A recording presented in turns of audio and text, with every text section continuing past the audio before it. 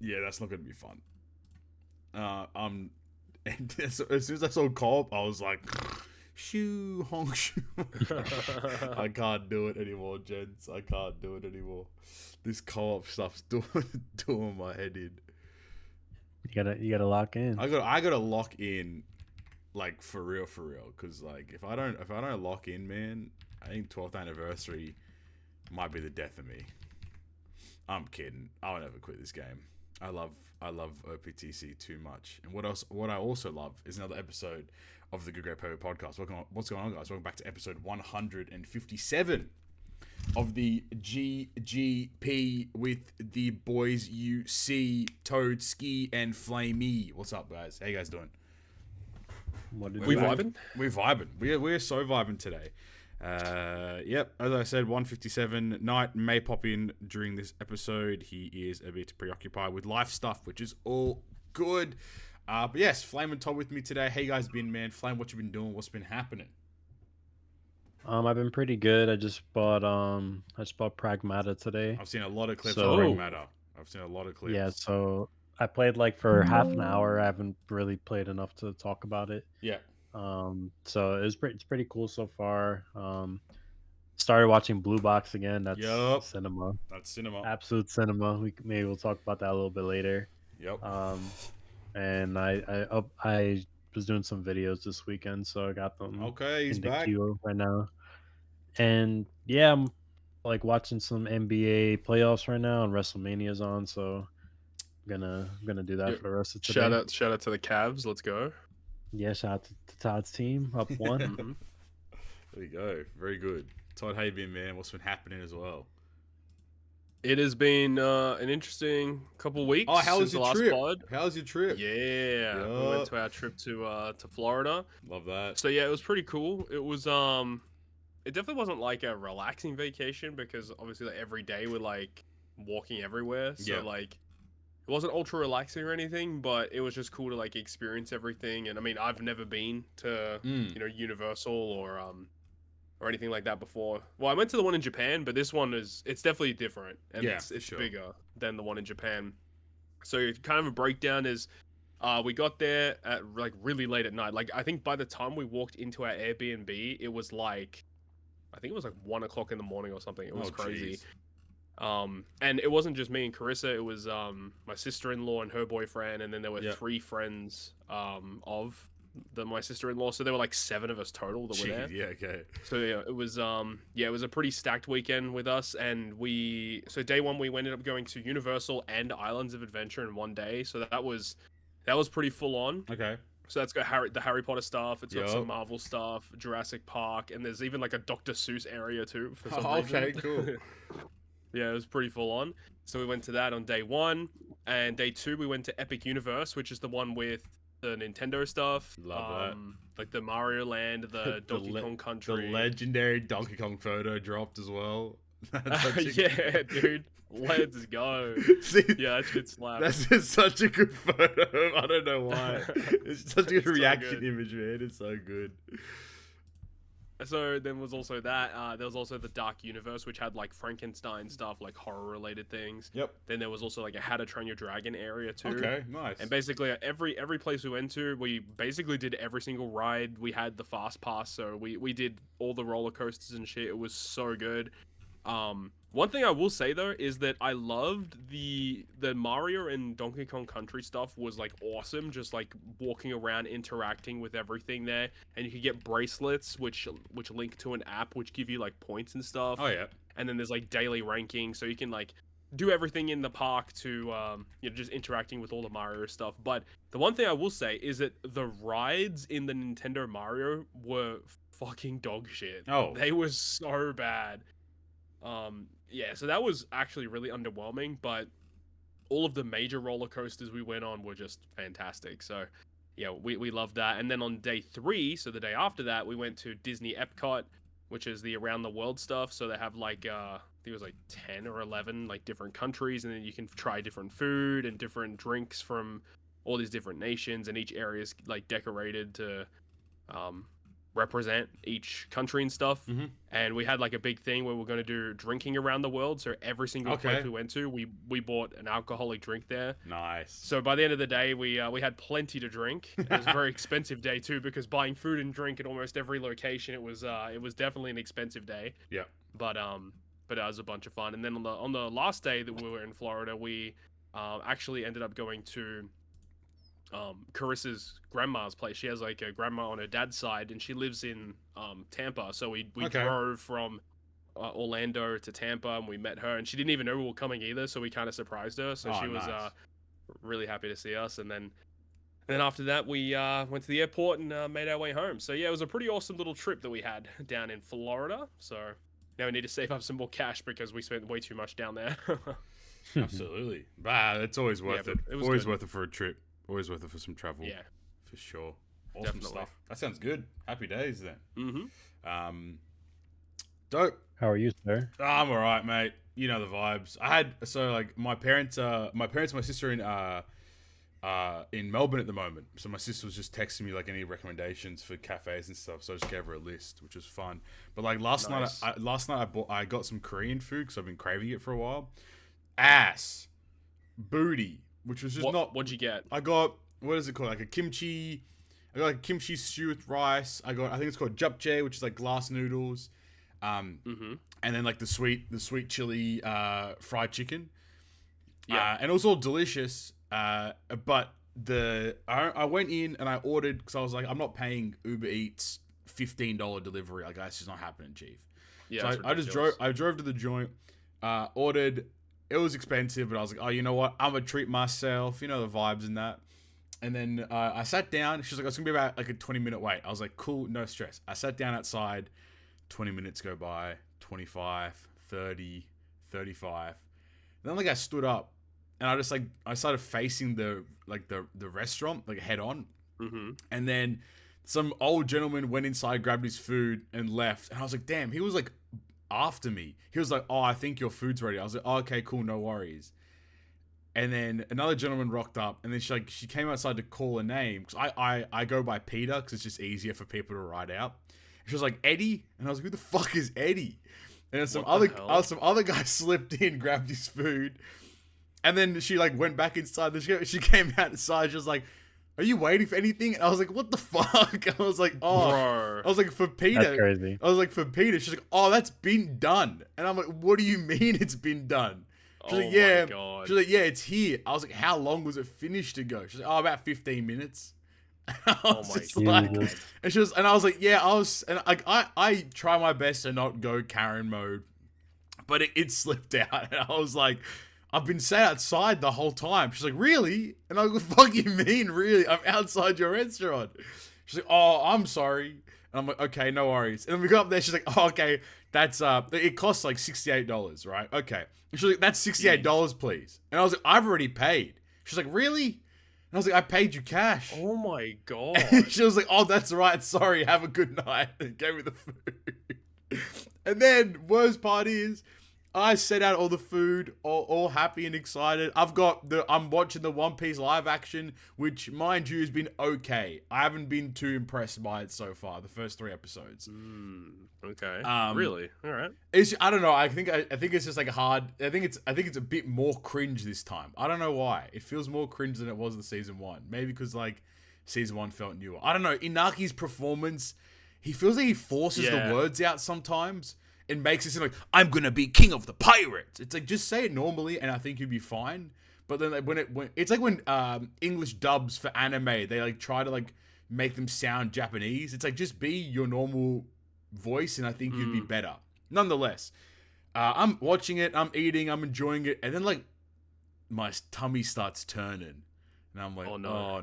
And I'm like, okay, I'll stop eating. Maybe I overate. And then it keeps turning. and then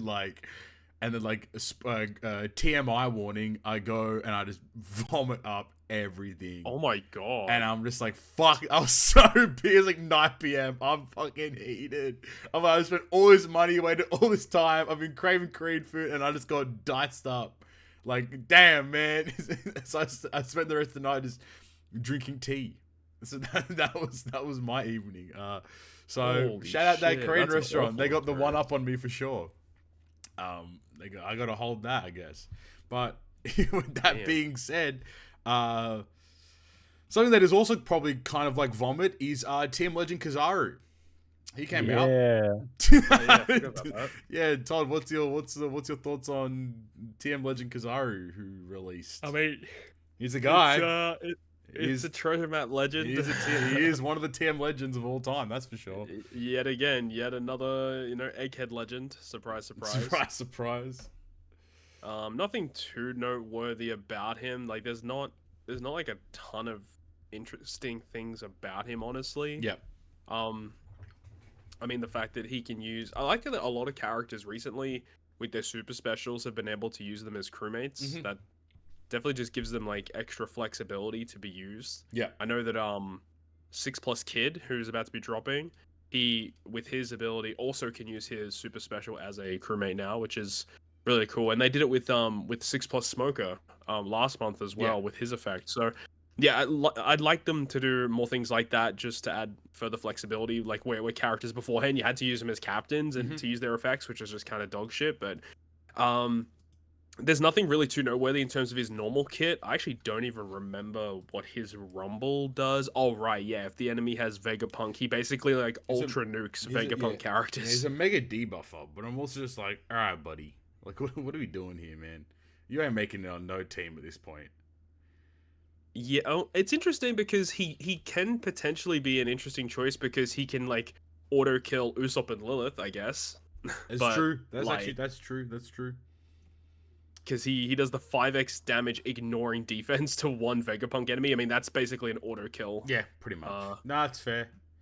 I mean, that outside of that, like, what other Vegapunks are like? I mean, Atlas maybe. yeah, potentially Atlas. There's not much else in terms I of don't think there's Vegapunks and anything Rumble. else. Oh, really. the Sharka one saw a little bit of niche play. Yeah, but- then they nerfed his special again. They're like, oh, we made it wrong, so they have to change it again. That's the funny part. So stupid. I don't know. Like this is such a deadbeat ass legend. Like this is gonna be one of the Yeah. legends in like November. We're like, oh, like when we're doing the award show, we're like, oh fuck, Kizaru releases here. What the fuck? Like it's 100% one of those legends this year for Yeah, it sure. could be. But I don't know. Like he does some like pretty generic stuff. Like he does 10 turns of bind, and he's like, you know what the thing is though. Like when I was trying to build like TM teams. I kept on seeing, like, whenever I was in the TM planner, I'd be like, oh, captain ability for bind removal. And then it'd be like, Kizaru, Oh, yeah. Kizaru removes bind. And I'm just like, I'm reading his kit, and maybe I'm just stupid, but I'm reading his kit, and I'm like, where the fuck does it say he removes bind? Then I realized it was like, removes bind himself. And I was like, oh, Yeah, okay. definitely a skill issue. Yeah, 100%. That was a Captain Smelly moment for sure. But like, removes bind himself, he does 10 turns of bind. He does some base attack boost. Everyone loves a base attack boost. Oh, yeah. But I don't know. Like he's just kind of whatever. Like I don't think he's gonna be the guy at all. No. for the most part. Which is, and he has final tap 4.5 exchange. That's cool, man. Let's go, baby. We love a final tap ability. Yeah. I don't know. He's just Yeah. a guy. He is a guy. He's one of the guys of all time. Is what I would say for sure. So Yeah, the TM overall was like it was a pretty easy TM, I think, honestly. yeah, 100%. 100%. Yeah, it wasn't too crazy, and the fact that they changed the TM reward structure a little bit too was They kind of have. interesting. So it seems like going forward, the point rewards will be 30 mil now, up to 30 mil. Sorry, I should say. Yeah. Which is cool, I guess. Like it's more stuff. Like the rewards themselves aren't like anything to write home about. Like it's an additional gold key. That's pretty cool, I guess. Yeah. A bit more materials. I think I would have wanted to see like more blue tickets, actually, personally speaking. Like give everyone like 10,000 blue tickets at 30 mil, something like that, just to give everyone a bit more of a leg up in terms of like limit break materials. Especially like large LB scrolls now are actually so hard to come by if you don't play like 400 navs of TM. Like that's a really negative change that they've made, and then they've made the large potions actually required for Rumble limit break. It's a bit of a odd, like very peculiar decision Like especially like a new players, like it's genuinely impossible for them to keep up whatsoever with the demand of like maxing out units and stuff. So kind of challenging that front. But I mean, more point rewards is good. It means you play a bit more. Probably like means that you're more or less guaranteed to always get to like the super, at least one round of the super map. Yeah, which is nice. Like, you know, everyone gets a bit of a go at that one. But like, I think I got to 31. I got to 30 mil and I stopped, which was good. Which was you know, which is probably again for regular treasure maps, no point going more than that. I think another reason why they've done this, I don't know if it's specifically for this reason, but I guess it could kind of like keep people coming back and playing for longer periods. Yeah, because 100%. like once people get to their like 10 million points beforehand, they would just kind of like they would stop. Yeah. So this is a way to like keep people playing for a little bit longer, I guess, which is fine. Right. I mean, we get rewards for doing it, so it's not bad. No, 100% true. That's actually a really good way to think about it, because it definitely is probably like a metric that they're tracking where it's like, oh, you know, people are playing TM now for 35% longer after this change. Like that's a positive thing in probably in their mind.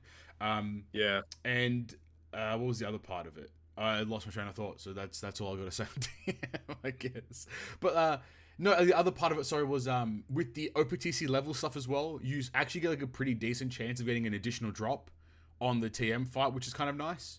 So like you sometimes get 4 rewards instead of 3, which is, I mean, like it doesn't really do that much, but I mean, like over the course, especially for like big TMs, like the recent World Cruise, the treasure map for 12th anniversary, where you're probably going to play a bit more since you're going to have the units themselves anyway.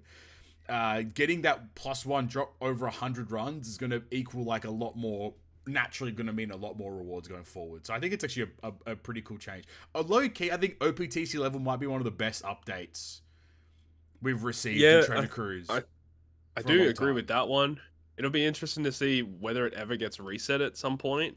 I hope it doesn't get reset per se.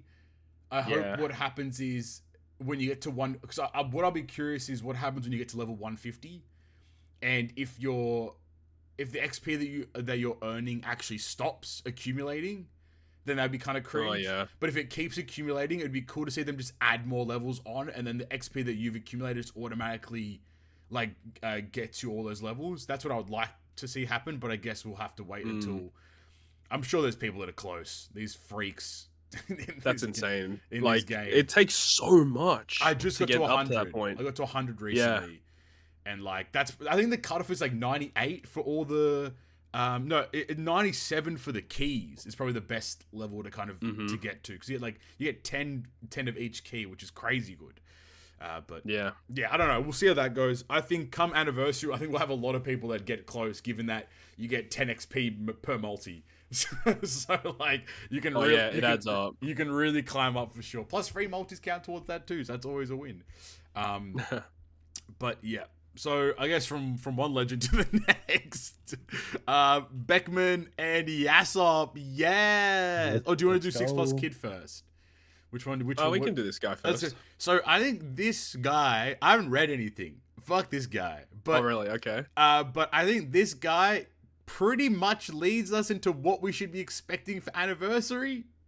Do you think that's safe to assume? I think that's a very fair assumption to get to. Just reading specifically his Rumble kit, it just kind of like opens it up where he's like, this character, if you with Shanks, Rumble, you need a Shanks to make him work, basically. Is it finally time for a strength Shanks in Dude, OPTC? It might actually happen. That's crazy. Also, this character is the first character in the game with the Elbaf Arc tag. Oh, I did not. That's actually a good point. That's actually I did not see that part. Okay, interesting. First character. Yep. But like, and even it is kind of interesting. I think in his kit, I could be tripping. Where is it? It might have been the kid that I was reading, but the kid in his kit is like he has like buffs for like if you have Wano units or Egghead, so he does like two. He does 2 arcs in one, which is kind of weird. Yeah. But Ben Beckman and Yasopp, this character, I actually pulled him from my I did one multi on the banner earlier today, and it was weird. It was a red Haki, no animations outside of that's just red so Haki. Fucking funny. It was funny. It was crazy, but that's a win. But this character's pretty interesting, actually. Yeah. So he does have special bind removal on himself, and then his special removes special bind. And then he also says whenever he gets hit, he just guarantees delays all enemies. Whoa. He also says that if you have 2 or more redhead pirate characters on the crew, including himself, so you just need literally one other unit, then at the start of the quest, for the first 7 turns, you can do double stacking conditional boosts. Yeah, wow. So that's kind of interesting. Yeah, yeah. His special is actually quite good, removing special bind, 90% damage reduction, full board of strength slots, which could be interesting because if we have like, imagine like a new Shanks that says like changes strength into super strength slots or something. Yeah, dude. Fuck. I didn't realize. Imagine the first strength Shanks is like full on ultra strength focus. I fucking hope that this is the best legend in the game. If it's gonna be a strength Shanks, just fucking run it. Give me the best legend in the game. Imagine they fumble the bag. No. Shanks. I think Stump would kill himself. Like he would actually. he would cope. No, he would actually. Oh, he would cope so fucking hard, bro. No, Halloween Shanks is good. Halloween Shanks is good, man. He's good. Oh, fucking 10th Annie Shanks is the best legend, bro. He's a shut up talking to me. Ace is the goat. Fuck up talking to me. Yeah, Ace is kind of unmatched, man. So you get the full board of strength slots through block. He also gives a 3.25 attack boost for 3 turns for strength cerebral shooter. And then if there's delayed enemies, you extend the delay. That's great. And then if you have at least 1 other redhead pirates on the team, you get guaranteed delay, and you buff the 90% damage reduction to be a 3-turn 90% damage reduction. Oh shit! So maybe we might see like some damage reduction based attack boost potentially, which would stack really well with that.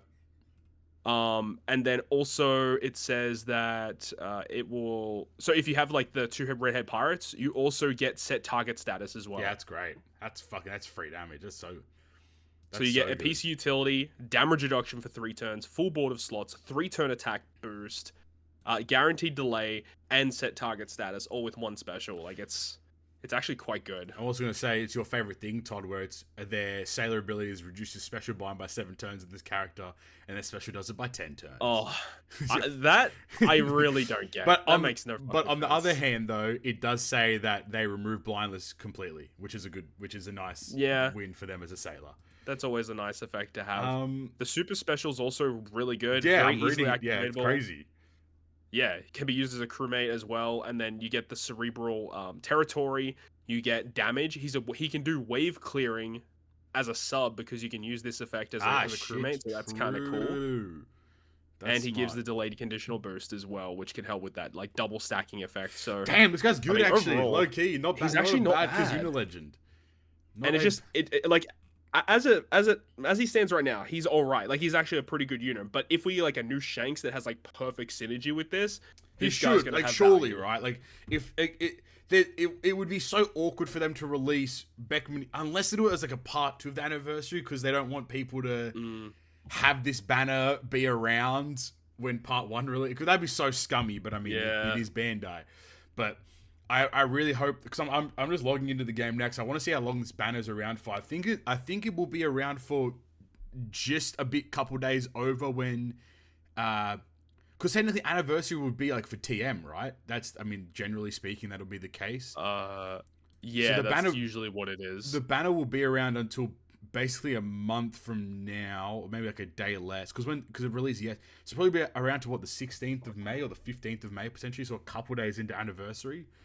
Given, I don't know when this banner ends. So I think like it'd be cool because he reads well. So I think the biggest crux of this character is that if our assumptions are correct, like chances are a strength Shanks will release with super type slot effect, which we will get into a little later on what that actually means per se, but if that's the case, then this unit seems like they're going to be quite vital to run that. Yeah, it's 16th of May is when this banner will end. Ooh, so we'll be here. Yes, you'll have time. Interesting. That's where it gets interesting for sure. So if you like you could wait to see what Annie is, and then if this character ends up being useful, you can go back and get him. Yeah, I think that'll definitely be my play, 100%. Yeah, which would be really cool. But then I'm again, excited. they also could make it just to put a random Shanks as the end of month batch legend, which would be kind of weird, but they could do that. This is a regular end of month legend Shanks for the end of April would be crazy, dude. I mean, they've done it they do that with like the Blackbeard stuff where they gave us like a Blackbeard legend for Kizuna. It was like, oh, that was Stronger, wasn't it? Stronger, and then they gave us like Blackbeard Cruzon after that, or it was something like that. So it's not out of the realm of possibility. I would hope though that we get a new like OP Super Sugo Shanks. That would be sick. I agree, 100%. So we can move on to the fact that they have Rumble stuff. Their Rumble kit is fine. They have a really high special CT. It's 50 seconds, but it offsets with the fact that if you have a Shanks on your team, then you get 50% reduction, so it's only 25 CT. The thing is that could kind of screw this over is that if you have to deal with an opponent that reverses your special CT, then you still have to charge your CT a bunch. And then if you have Shanks on your crew, whenever this guy uses his special, he gives himself 50% CT back. So it's basically like he has a really high CT, but if you just use Shanks, then it becomes like a normal CT basically. So it's kind of interesting like that. His special is like really weird though, because he basically inflicts paralysis on everyone. It's 70% chance though. And then all of these debuffs and damage is basically based on if the enemy is inflicted with the paralysis. He only does effects to paralyzed enemies. Damn. Okay. Yeah. So the fact that it's only 70% chance, and then there are characters that can resist paralysis as well. So I don't know how good he's going to be. Yeah, true. But there is one kind of interesting use case for like this guy in Rumble, because whenever he uses his special, he gives himself 50% C if you have Shanks, and then he switches to the first with the first bench character. So then when you read his Rumble ability at the bottom, it says when Shanks is on your crew, he gets a 50% reduction on first. It doesn't say first appearance; it just says upon appearance. So technically, if he uses his special, he gets half charge, goes to the bench, and then if he comes off the bench, he gets another 50% charge, which means that he'll come off the bench with max special. So that's kind of interesting. Absolutely. But yeah, we have to wait and see. Yeah, I think like this unit seems really good, but I think I really do think naturally a big crux of this will be, is there a Shanks that releases? Yeah. And how good is that character? Because I think now that you mention it, I think what you're saying is like there actually is probably a high possibility that we just get a strength Shanks as the end of month legend, which would be kind of a shame, but it definitely is possible. And if that's the case, I feel like then this legend just like I wouldn't say like loses value per se, but probably isn't as sought after as you may want it to be. But if it is an anniversary Shanks, or maybe if it's like an Annie, even if it's an Annie exclusive, I actually don't want that. But maybe if it is, I think it'd be fine. No, Annie exclusives are dog shit anyway. So okay, don't do that. Make him a Super Sugo first and make him broken as shit. I'm ready for the next best legend of the game for sure. Yeah. So you know the best legend of the game, 6+ Stump Kid, best character in the game. I'm a liar. I'm a fucking pathological liar. Fuck that guy. What's the vibe? Is this a bink or a stink for the 6+ column? Are we putting one of the good or the bad? I think, just judging from where he's coming from, in normal content, it's a stink. Oh god. His Rumble, I think, it might be a bink. Okay, that's a win. We'll take that. Yeah. That's a win. He didn't really get much for his like normal kit. He did get like despair removal in his captain. Okay. I think he had that with his level limit break beforehand, but yeah, I mean that's fine. It is still tag reliant on having Kid Pirates, Worst Gen, Land of Wano, or Egghead. So you have to run some combinations of those. Yeah. His special basically does the same thing, but now that if you have tags present, you can get a territory, and if you have even more tags, you can buff the amplification of the attack and all boost he gives. Yeah. Nothing too crazy. He can use his super special as a sub, which is a nice change. So you get some matching slots, healing and burn removal, which is okay. And that's basically it. Nothing too much has changed, really. His final tap, though, dude. Dude, his final tap is so cringe. They should. Fuck. I mean, it wouldn't be bad if if there were actually more like final stages with more mobs that surrounded. Yeah. Could actually be interesting to make his normal attack all enemies. There's no real situation where that's actually good. And then the overriding chain of 4.5, like getting a 4.5 chain is absurdly easy these days. Like, dude, yeah, man. literally just like a 2.5 chain boundary is like immediately better than this. Yeah, no, 100%. Yeah, 100%. It's not good. Yeah, it's definitely power crept. His rumble though looks kind of nice, I will say. Yeah, he's gonna be a beast in Assault Rumble. Yeah, I think that's pretty much the whole purpose of 6+s now. Is like they'll just be good in the next Assault Rumble and call it a day. Like that's just there's a whole genre of just Rumble teams now that's just purely for just Assault Rumble purposes. Like that's about it really. Even like outside of Assault Rumble, like in normal Rumble, he could be kind of interesting too. In his passive, he has an effect where it says that on the first time he defeats someone, he reduces his CT by 50%. Yeah, it's so sick. So if you could especially because like the strength team has a lot of ways to charge their special. Yeah. Like you could potentially like use this back to back, which would be kind of gross. Even the first three enemies are defeated heals 30%. Like that's actually is that the first time we've seen something like that? Yeah, I think so. Because that's really cool in terms of in terms of like making him be like a pseudo glass cannon builder that heals himself, then reduces his CT, then kills and heals himself, and like rinse repair. It's kind of exciting. I am reading here, during Assault Rumble deals 4x attack damage to Redhead Pirates. So we know what the next Assault Rumble is likely going to be. It'll be against the Redhead Pirates. So at least one of the fights will be for sure, which is interesting to say the least. I think it's cool. A lot of strength. So I think if they don't, if Bandai might blue ball us. That's all I'm saying. Imagine Bandai's like Shanks, and he's just in or some shit like that. It just there's no synergy. Genuinely hilarious. There's no synergy. He doesn't even work with Beckman Yasopp like at all. It's a complete tangential. Oh fuck, man. Anyway, that's all the characters. I think pretty much. Flame, any thoughts on those characters? Yeah, that's what I thought. Nothing to say because nothing good to say at all. You know what I'm saying? True.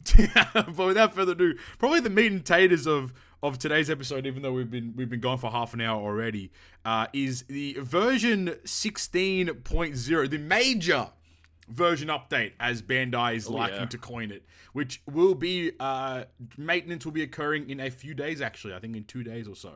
So look forward to that one there. I'm just gonna go based on the website and just kind of read from top to bottom, and we'll kind of talk. We'll have some talking points here and there. The first point here, Duel arrives in Co-op Quest. A new feature called Duel is being added to Co-op Quest, allowing you to battle other players in a 1v1 matches. Duel is a real-time competitive mode.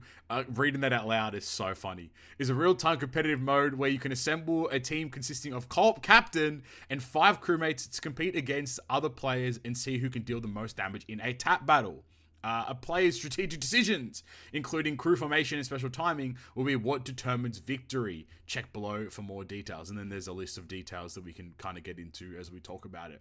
In Duel, your star rating will change based upon your wins and losses, and you'll be matched with opponents who have similar ratings.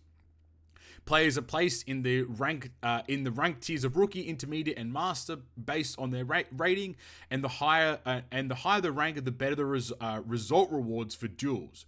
Furthermore, in the top tier master rank, your ranking is determined by your star rating. Is that not like a dumbass sentence? Like your star rating will change based on your wins and losses, and then it says in the master tier your ranking is determined by your star rating. Like, is that not the same thing? Anyway, it's like, so yeah, if you get a high star rating, you're gonna rank higher, but I guess that's only for master rank. Maybe it's like your star rating determines your like whether you're into like initially it's whether you're rookie, intermediate, and master, and then when you're in master rank, the more you play, the higher your star rating goes, means the higher your overall rank goes for whatever their bullshit ranking system will be. The higher your rank, the better the rewards, so aim for the top and boost your rating. The first Duel event is scheduled to take place in May. Look forward to it. Flame, have you seen anything on the Duel mode yet? No, I was waiting for today actually. Well, I'm gonna ask link, you. and you can have a look. I'm gonna ask you before you click on that link. What do you think it actually is? Duel mode. I would assume it's like some form of an upgrade to co-op. I'd hope. I wish, man. It is tangentially an upgrade to co-op because it is based upon co-op mode. But Todd, do you wanna give a little bit of a breakdown of what Duel is for you at the moment? I suppose. I really don't know why they did this. It just should have been Rumble. Make it fucking Rumble. Maybe dude, how long have we been asking for that? It's PvP. Yeah. It's technically PvP, but it's not PvP if that makes sense. It's PvP with the PvE stuff. PvP with a 6-unit crew is what it is. Yeah, so basically, both people that go up against each other build a team of 6. Yep. You have a ship, you have everything. Yep. When you go into it, it's basically a best of 3, so you do like 3 different rounds. And you essentially do like activate specials, use super specials, taps, and do everything to do as much damage to the opposing team. Mm-hmm. When you basically have done your attack, the opponent does their attack, it totals up who did more damage, and then it decides a winner of that round. Then you go to round 2, you do the same thing again. However, one thing that has been said is it looks like specials, I think, can only be used once. I think that's the case as well. From all 3 rounds. But if a special is for multiple turns, it will carry over to different rounds. Yes. Which does change up what kind of specials are actually going to be good. Because if you have like a buff that lasts for all 3 rounds, then obviously like you want to use those type of abilities. Yeah. Right. And I think that's about all we know for the most part. So the battle rules are players take turns attacking the designated opponent, and whoever deals the most damage wins the battle. Up to 3 battles can occur, with the first person to get 2 wins is declared the winner. After your attack, the enemy will follow up with their own attack. If your HP is reduced to 0 after receiving an attack, the battle will result in a loss regardless of damage dealt. So you could go first and just bink someone turn 1 and then win that round, like pretty easily. Yeah. Strategy and hints, damage. I think this is probably all the information that will appear in like the chopper help section is my guess. Probably. Damage and boost effects. The total damage dealt to the enemy is the sum of special damage, damage over time, tap battle damage, and other damage types. So it seems like there probably won't be any sort of NAO like shenanigans, so you might get some crazy strats where you get like HP cutting characters, like a Kaido or some shit that comes in and wallops HP down. Actually, no, I see on the screen, on the example screen, they've got the gray shield. Oh, fucking eat a dick. This game sucks, bro. Wait, what is that symbol? Wait, if you see like the first gameplay, you see how like they've got all the resistance I do see sounds? that What one. is that? What's that psi one? 99 turns of psi something. It's like neutral. Like, what does that even mean? Or is that just to like circumvent like psi resistance down or something? I don't know. I don't know. That's really weird. That's interesting. That's a new buff. That's or a new debuff. buff or debuff. Yep, I agree. During and as Todd said, during the duration of any boost effects will continue into subsequent battles, and it's to note the enemy's attack is also counted as 1 turn. So that means like a 3-turn boost will last for 2 battles. Yeah. So it's basically just like a what do we call, what's the word again? When you get like a pre the fuck, I don't know what the fuck we call it anymore. I can't remember. What are you talking about? You know how it's like when an enemy pops in, they do some debuffs to you, and you -1 turn of your buffs. Preemptive. Jesus Christ, man, the word did not come to me at all. The enemy crew. This is the interesting part. The enemy crew will consist of the characters copied from the opponent's crew. Yep.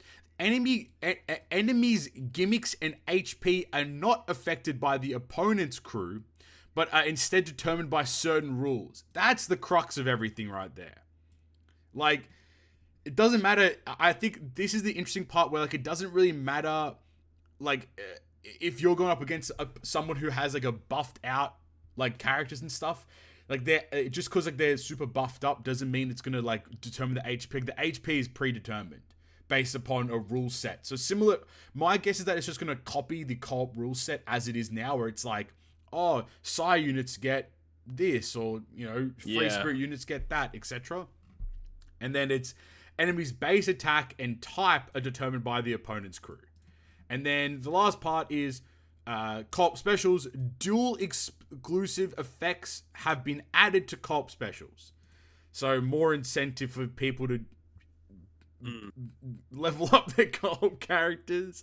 Even though I feel like that's the whole reason they're doing this. They want people to play actual co-op more so they can level up these co-op captains. So maybe the interesting thing here, and again, this is like us getting super fucking granular into it, is that one of the images for the duel mode shows the stones, like the colored stones, which leads me to believe that either A, this is a mode that will exist alongside regular co-op, or B, this will be one of the two co-op iterations where one of the 2 months will be the regular like bullshit Infinitum C, etc., or it'll be this one. I hope that they coincide, so players have a choice to play this mode and earn stones, or play the other mode if they want to and grind stones as well. My other concern is that what the fuck's the stamina system for this thing? Because there's always going to be a stamina system. Like, is it going to be Rumble style? We get 3 per day. Is it going to be I fucking hope it's infinite. You can just play it. Would be so sick. That'd actually be fantastic as a mode then. Yeah, but imagine you have to use Grand Feast stones to refill your stamina. I hate you for saying that out loud. Oh, that would be so bad. Dog shit. I'd rather use rainbow gems than fucking Grand Feast. I'm not playing stones, it. Honestly. I'm not fucking playing this shit if I got to use Grand Feast zones to play this dog shit game mode. I don't already have enough of them as it is. Like, fuck you mean. You ready for the dual mode Sugofest banners? Don't do that, man. Please no. Please no. I'm leaning to believe that won't be the case, just because it seems like it's just an iteration on COP the same way that we got like an iteration on Rumble to Grand Party. But I mean, Grand Party actually brought a new buff with it. But then Grand Party to Assault Rumble. I think that's kind of their MO with this. But I mean, it just seems like a pretty interesting mode. I'm curious to see like how team building changes and what becomes meta and all that kind of stuff. Like that'll be interesting to always watch and see what characters become like out of nowhere become really useful for modes. And like it is all based on like what the rule set is, because if it does match the same rule set as normal co-op, then like it could be based on their Rumble style, like, where if they're a debuff unit or a support unit, they get cooldown, or if they're a strength unit, if they're a slasher, like all of that can determine, like, let's say if a character is like not on that boosted list or whatever, like if they're not the right class or whatever, if you roll into a duel, they might not have their special ready to go. Like, we don't know how that even works. Like, if you have to use characters that are based on the rule set to actually have their specials be active, that's actually pretty important. Yeah, 100%. So I think, like, I'm probably like public enemy number 2 for co-op. I think Todd's public enemy number 1. He fucking hates co-op. I hate it. But I think I'm getting up there. I think co-op is the most dog shit game mode. What annoys me is that if this wasn't tied to co-op, I'd be excited. Genuinely speaking. I'd be so much more excited if this was its own bespoke game mode called Duel, or like OPTC Duel or something like that. Like, I'd be super down for that. But the fact that it's tied to co-op and it's gonna force people to max out particular characters for their co-op captain abilities and specials. Mind you, the resources still required to level up a co-op character are absolutely ridiculous. Like, it is so much you need. And it's not even just the co-op coins, it's the limit break, it's the books, it's the other materials alongside that too. That's just not fair. Again, not fair for new players. They just get fucking shafted every time with this shit, So it's not, I think if it wasn't co-op and it was its own mode, I would be a lot more excited. But the fact that it's a co-op mode doesn't fill me with too much hope, given that how how dog shit co-op is as a game mode. Mm-hmm. And the fact that they didn't even, like, I mean, we'll get later on, but, like, they didn't even address co-op mode in future updates. Like, we're just sat here with our dick in our hands and playing co-op mode and be like, this is so bad. So poor. But alas, I think it'll be interesting. Obviously, coming out in May, which will coincide with the May run of co-op, and i.e. the anniversary. So we'll see. Yeah, we got to reserve judgment until it actually drops, honestly. Yeah, and I think we'll have to also reserve judgment longer as well, because we'll be getting it during the anniversary season where everything's fun and exciting. Yeah. So we'll see. I mean, Bandai's track record for implementing new game modes isn't great. Yeah, bro, it's been a lot of L's, man. A lot of L's. So we'll see how we go. But also, like, dude, co-op's already a clunky as fuck mess. If this is meant to be a real-time competitive mode, we're fried, bro. Put the fries in the bag, man. Like, like half your time is just sitting there with the connecting screen, waiting for opponent to do something. And then I have to quickly pop everything and start tapping before the time fucking runs out to get my shit through. Like, oh man, I don't know. We'll see. The new buff for 2026. Yeah, the new gimmick. The new gimmick. Flame. It's not paid, as far as we know for now. Hopefully not, but it might be. It is super type slots. Yo, creative, dude. So creative. No, it's not. It's fucking everything is super. Everything is super duper. I was waiting for super duper tandem, mate, coming out. Like, super type slots. We got a little bit of an image as well. Super type slots appear through slot changes. Super type slots have more powerful effects than normal type slots, so make good use of them. And then the interesting part here is the more characters with the same type as the super slot on the crew, the stronger the slot effect is. And we don't know how strong though. We don't know how strong just yet. But the little blurb here is OPTC will now feature super type slots, which have more powerful effects than normal slots. Super type slots come in 5 types, all the colors. They appear when a character performs a super type slot change with an effect.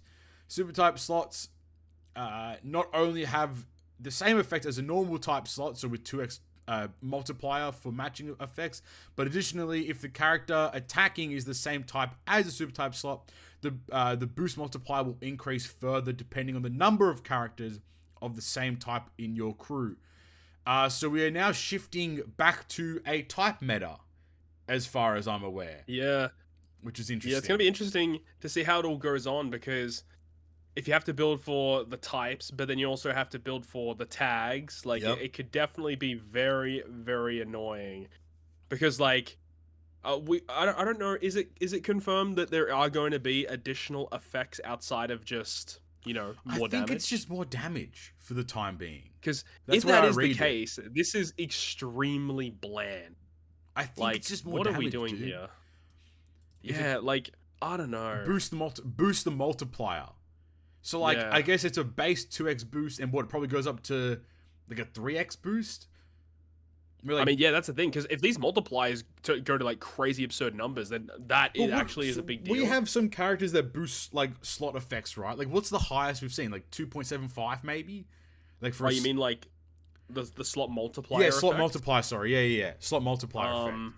Like, we've seen things that are, like, probably 2.75 at most, potentially. That's what I want to say. Beneficial, orb chance, orb multiplier. Let's see. Multiplier. Damn, 2 checks says it is orb multiplier override. What the fuck is that?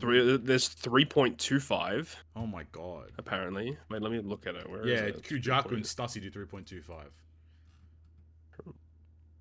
Apparently. Oh yeah, wait. Oh my god. Yeah, so 3.5 they do. Shit. for Kujaku. Okay, so maybe it goes to 4x? Because surely 3.5, we already have that in specials as it is. Like, with tandem slots as well, which is like, oh, dude. Yes, this will be fucked up then. Because you're going to have to now juggle your tandem slots with your Wano slots, with your rainbow slots, with the super type fucking orbs. Do the super type orbs not get affected by slot change effects? Because, like, Because technically speaking, when when Quick Shanks' ability came out, we could change the color of the fucking boss. When the bosses went super type, they couldn't be affected by that. So surely, if you have super type slots, they can't be affected by orb change. Just by I expect if these super type slots can be manipulated by the opponent, then that's is the most dog shit thing, bro, of all time. I expect it to be like a rainbow slot where they just can't be changed. I agree. And then with this new mechanic as well, I'm also expecting that there are going to be more influx of characters that have like that are specifically super tandem focused to change their own slot into tandem, so you can still maintain or like you can perform super tandem with strength slots or whatever it is. Yeah. It has to be, right? Yeah. Because the reality is you actually will lose damage if a character changes their own slot to tandem, for example. Technically speaking, you'll end up losing damage because you won't have every character having... But I don't know, I think... Yeah, but then it offsets it with getting, the super tandem and a super tandem boost. So, you get a shitload of damage. True. Yeah, it depends on the multipliers. No, absolutely right. So I think like if we already have units that go to 3.5x, then this has to double to go to 4x pretty much. Like it has to... Like maybe it's like 0.25 for every character or something like along those lines. So then you get like a... I don't know. This is a tough one. Because the example image also shows off the size straw hats. It'd be interesting if they get updated to have it. Yep. I mean, this is their chance to make them Elbaf straw hats as well, as we've said in the past. So like that'd be nice for them to release new ones. But yeah, the boost effect is applied if the super type slot matches the character. Yeah, okay, interesting. I don't know. I'm a bit... Yeah, it seems tough. But it's also like what really, really annoys me as well is like it's the 12th fucking anniversary. Do some hype shit, man. Not super type slots. Like make a proper new game mode. Make a new mechanics that people can play around with. Like not you can make your slot super tight. And I'm sure like we'll look back on this in 6 months and be like, oh wow, like that's a good buff. I'm sure we will. But like, because I remember like even like things like super tandem and like all that kind of stuff, and like rush, for example, like at first like this is dog shit, but then over time you're like, oh yeah, like it's part of the game, like it's fine, it works out, right? Mm-hmm. But this is just, I don't know, I think from the lens of like everything that I'm reading is like caveated by like this is for 12th anniversary. It does not leave me with a lot of hope in terms of like the excitement that's going to come around with the anniversary itself. Obviously, Treasure Cruise's anniversaries aren't about the campaigns anymore. It's about how many legends they stuff in without people saying, hold on, wait a minute, I think 12's too much. But the reality is this doesn't sell me on anything in terms of excitement. Yeah, it really doesn't, right? Like, there's just nothing that is going to like get people ultra excited to come and play Treasure Cruise because... Duel, I mean, it's not even going to be a game mode that's going to be out that often, from what we can tell. Yeah, true. And then you've got the super type slots, which I guess, might be interesting, but it all really comes down to how they're implemented and what kind of characters are really dropping for the anniversary. That's what the hype is. This mechanic is really not that exciting. And I guess one thing I guess is like kind of like a silver lining in a way is that this is like beginner friendly in a way. No, true. Very good point. That's a really good way to think about it. Outside of that, there's really not a lot of positives. So I've just made the concerning thought in my head. First of all, why does they go strength quick dex, but everything else is strength dex quick? That's my first point. I noticed they've done that a couple of times in the past where I don't know where it comes from, but in some of the Japanese related things, a lot of things on their end are listed in that order instead of the strength dex quick order. I think is the character filter in the game that order as well? It might be that order as well in the game, to be honest with you. I'm gonna check it right now, but I have seen that happen before in the past. So it's not. My other concerning point is that we just tinfoil hat theory, because that's what we're really good at doing. I reckon we'll get at least 5 legends for anniversary. So 1 for every color. I would not be shocked if that's the case. Ooh, that's crazy. I would not be shocked if we got at least units that could benefit from all these effects. But on the same time, bro, like we've had, how many anniversaries have we had with, like over the course of the anniversary period? We've had like a fuck ton of Legends release anyway. So like I wouldn't, I wouldn't be shocked. Like 5 Legends, unfortunately, does not shock me anymore in terms of like 10th anniversary. We had 4 like anniversary base Legends. Yeah. And then what? 11th anniversary. Technically, we had 3 Legends on part 1, 3. and then Saturn for part 2, and then Roger Gaban, and then Rocks Pirates. So we actually had, again, that's I guess 6 Legends for 11th anniversary. So I would not be shocked. Unfortunately, I wouldn't be shocked if we got 6, at least 5 Legends for anniversary this time around. I feel like with this anniversary, I feel like it's going to be similar to the 10th, where we're not going to have multiple parts. I hope the way not. that I see it right now, especially with some of the things that they've said, especially in this letter, that I think the 12th anniversary will be not Elbaf. Ooh, interesting. I have a feeling that Elbaf is going to be saved until summer with their update, and we're going to get like a, popularity focused anniversary where they just give us popular characters. That's my guess. And I feel like once the anime episodes have been airing for a while, then they're going to give us the Elbaf stuff. That's a really interesting thought process. I kind of agree with it. Especially with the 12th anniversary logo doesn't have any Elbaf on it. Whereas last year, the 11th anniversary, the logo was literally Egghead. So... and then the whole game changed to Egghead as well, which is what they're doing for Elbaf as well. Ooh, broski. Yeah, that's a good shout. It seems that way. So when would the summer release be? It'll be French anniversary, which is early August, late July. Okay, so what did we get last time for that period? We had, I guess, is it One Piece Day stuff then technically? Yeah, it's. Yeah, so it's around that time. So we had One Piece Day Boa last year. Oh, so it was Quick Luffy. So it'll be Quick Luffy was that major celebration that time last year. Yeah. Which, I mean, that was a pretty big banner, honestly. Yeah. That Quick Luffy was good with the Frankie and the Boa. Yeah, no, I agree. It's interesting. So we'll see what happens. I don't know. I mean, I could be wrong, but that's just what I think is going to happen. No, I agree. I agree. But then if they do that, right? So they do like popularity. I mean, obviously we're going to get a Gear 5 Luffy. He's on the fucking logo. So it'll be him. And then it'll be, I mean, maybe Shanks. If he's not in the end of month. Bro, I'd be shocked if there's no Shanks. With the release of Beckman and then 6+ in Kid as well. And isn't Kid's artwork him with the fucking big ass gun too? Like, so. The 6+ one. Yeah. What's the artwork? Yeah. Yeah. So I mean, it's surely. Damned punk. Yeah. Surely it's got to be. Maybe we get a. It's also said aimed damned punk.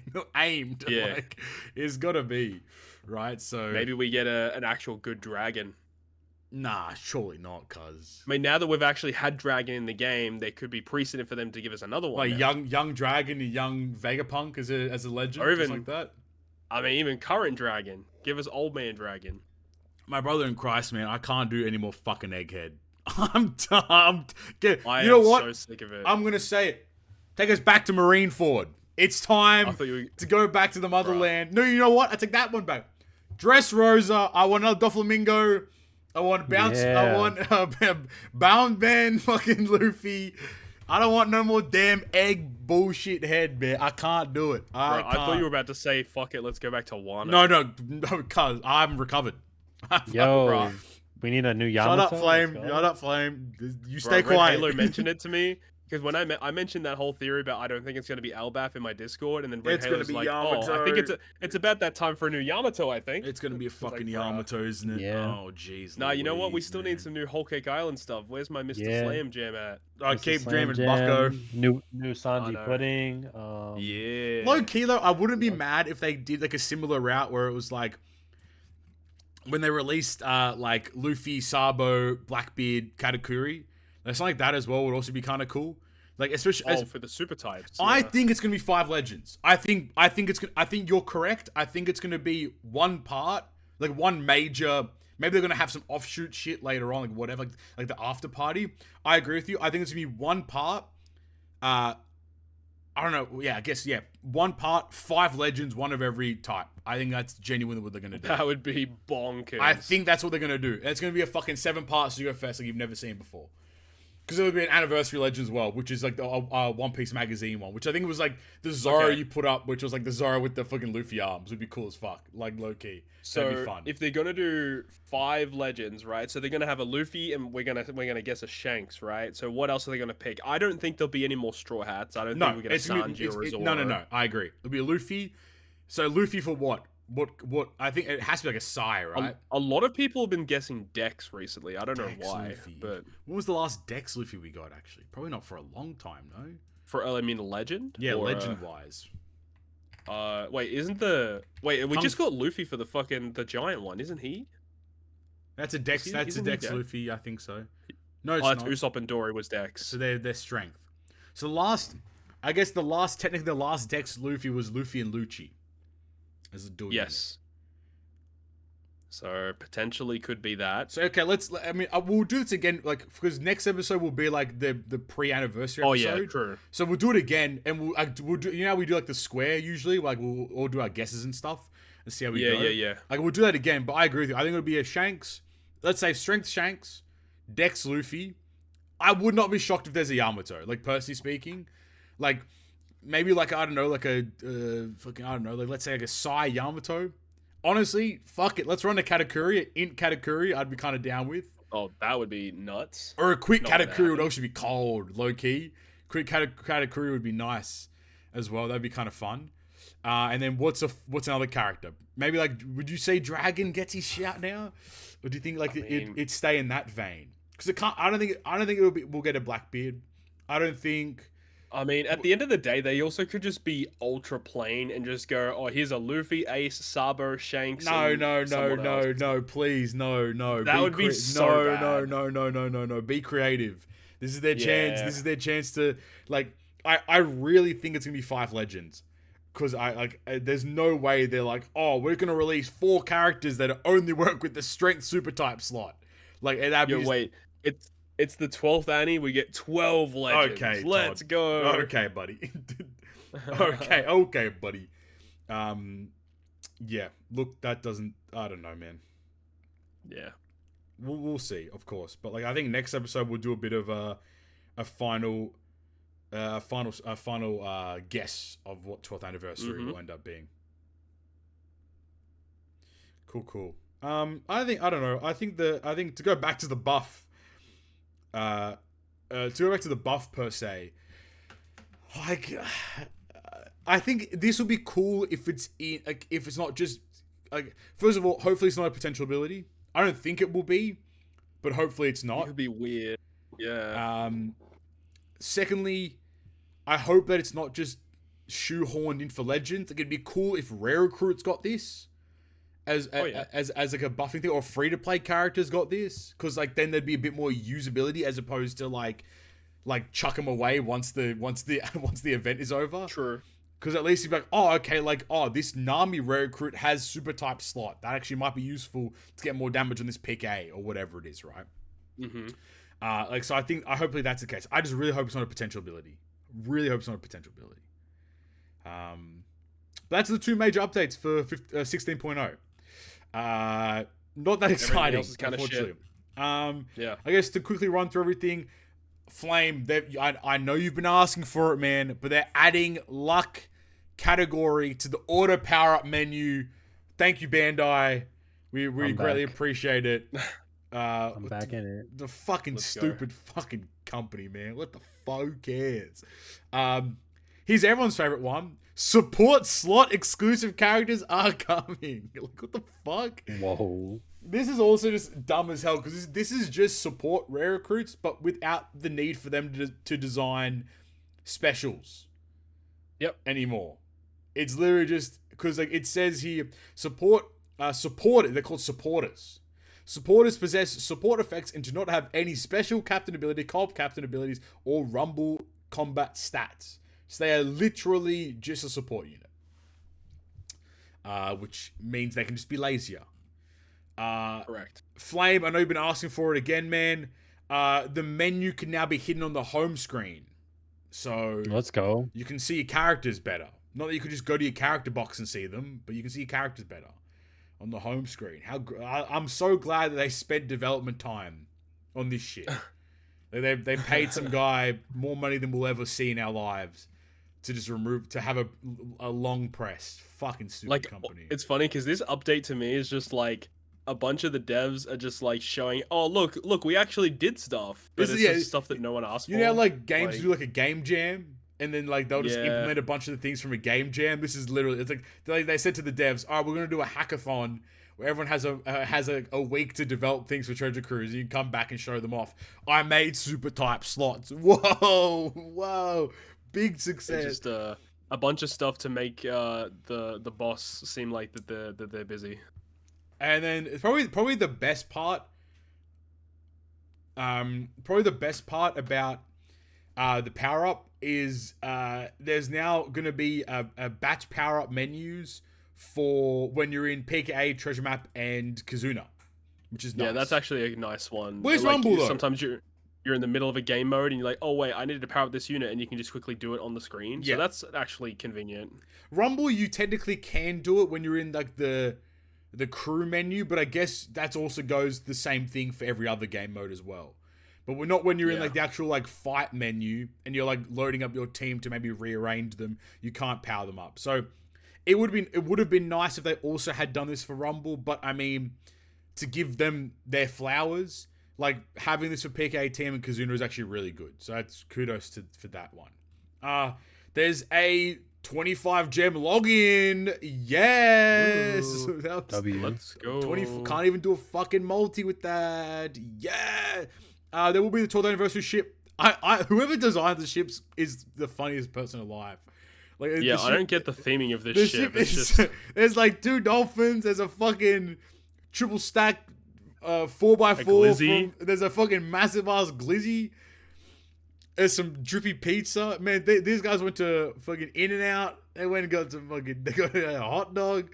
Then these like dolphins are just cute as hell. But like, what the fuck? The ship is neoned up. Like, what the fuck? It's so weird. Yeah, but it's so extra for no reason. Absolutely. Yeah.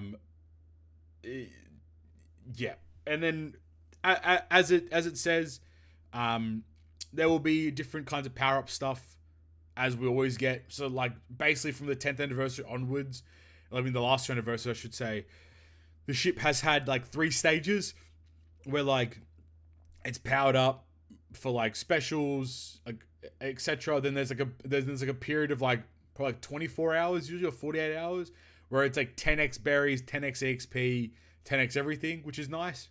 And then then it'll go back to just being a longer power. But as you can from here, the ship literally looks like it's powered up until fucking July, which is cooked. I think they did the same thing last year as well. It's so long. It was just forever. Yeah. It's so long. But alas, there we go.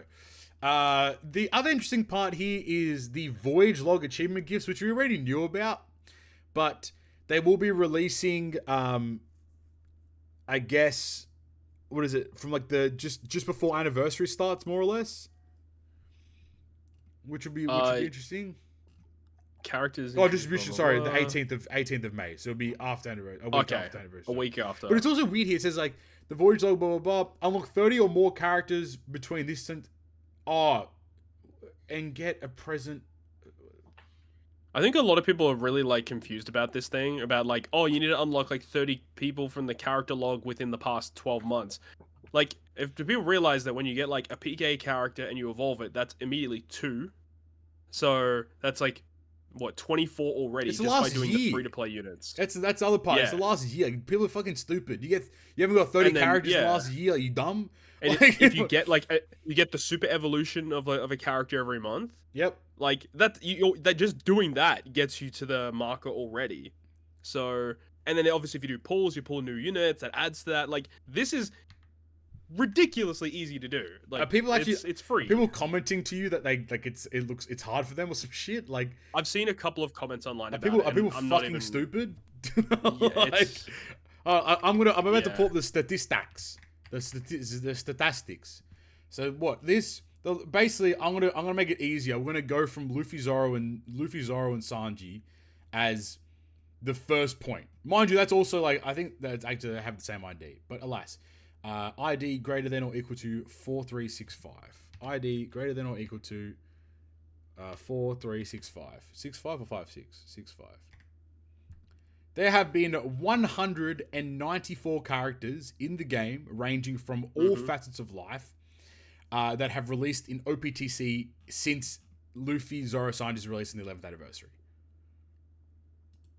Now, so there's a lot. If we go to drops and we go farmable, there have been 33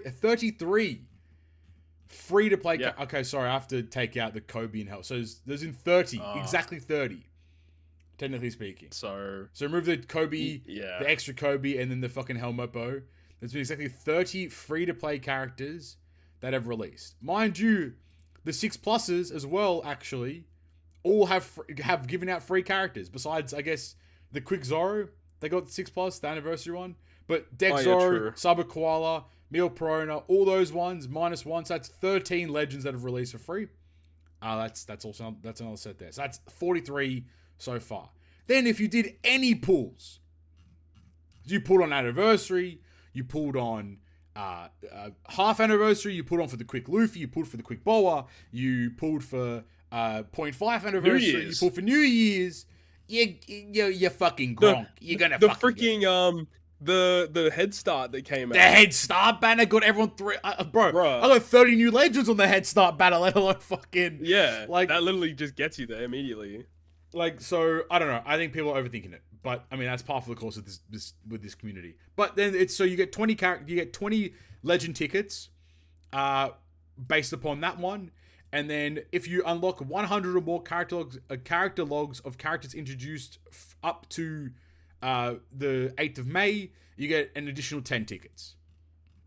And then the tickets are split up as always between the different groups of like A, B, C, and D. I think it is. Where like Group A is the newest legends in the game. I think it's I think Luffy and Luffy and Usopp, those legends are in the groups. I think they are. I'm not sure. If I had to guess, I would say no, but I don't actually know. Yeah, they are. Okay, so. Oh wow. Okay. It's up to them. So it's Usopp and Dory, Luffy and Broggy. It also includes Hibari, Boa sisters, Nami, Vivi, Emmett, all that kind of stuff, all the way down. So from Usopp and Dory until the River Year waifu, so the quadrant, is Group S. Group A is from Robin and Koala until Luffy and Zoro. Dual unit is Group A. Group B is from Christmas Chopper, the Psy version, until Whitebeard is Group B. That's all the rest of the legends in that cohort.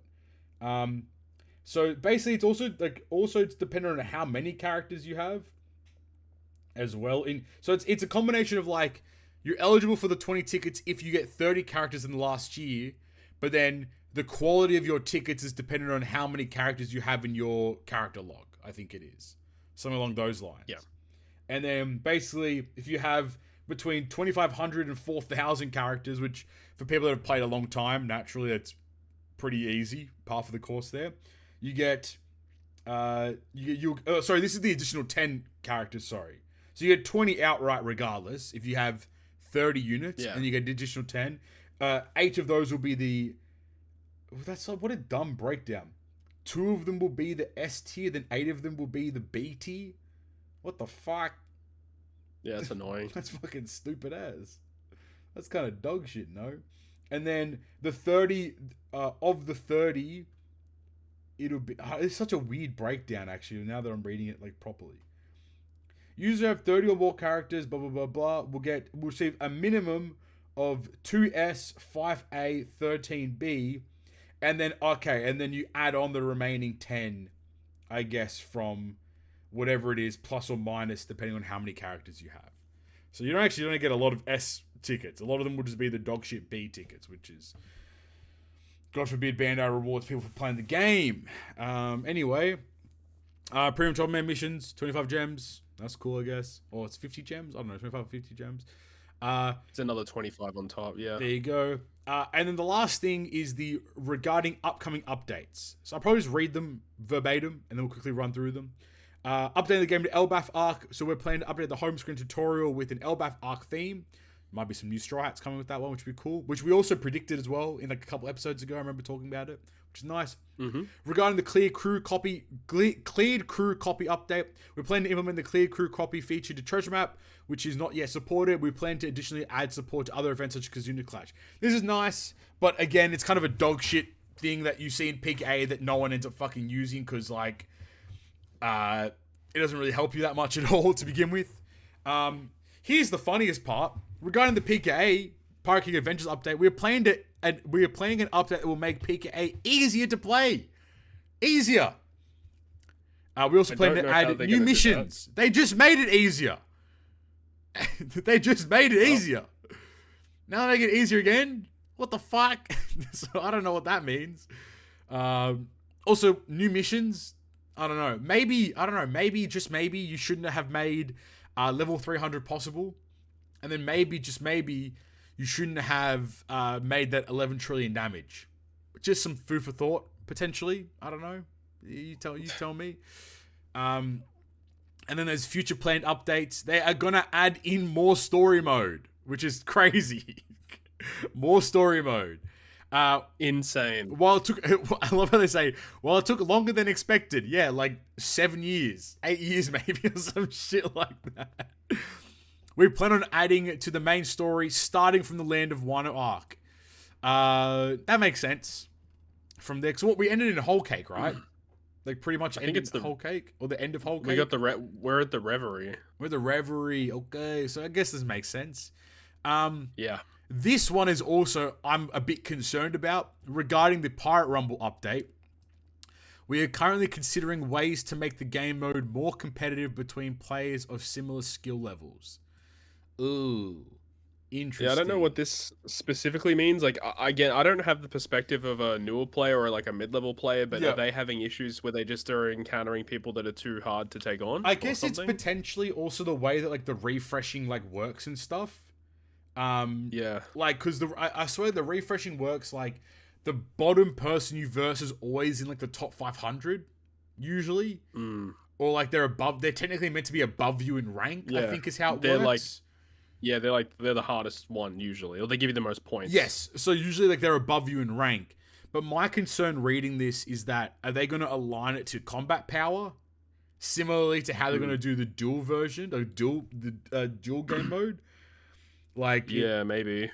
I don't know. I'm a bit concerned with what this means, but hopefully it means like maybe as you rank higher, your opponents will be of similar rank to you, as opposed to like maybe because newer players are, as you said, versing like I don't know, fucking Rizzy's team or some shit at like when they're just starting or something like that, which just wouldn't be fun, I suppose, or competitive enough.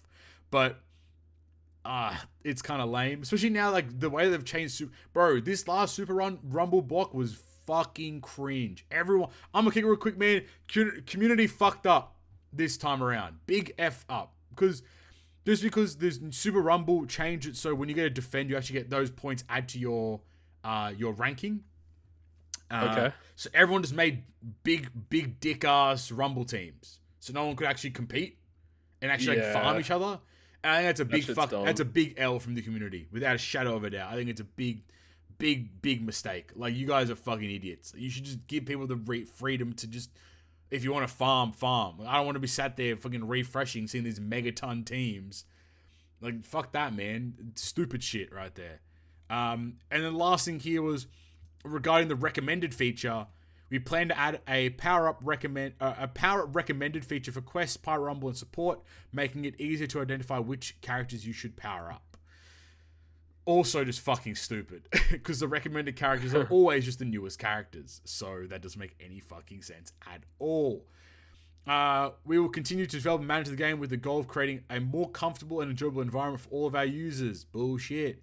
And we hope you continue to enjoy playing One Piece Treasure Cruise But first, please enjoy the 12th anniversary that begins now. No, it doesn't. It's still a month away. Fucking idiots.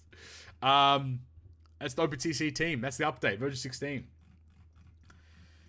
That is the update. It's definitely one of the updates of all fucking time. I'll tell you that much for free, because it's kind of butt.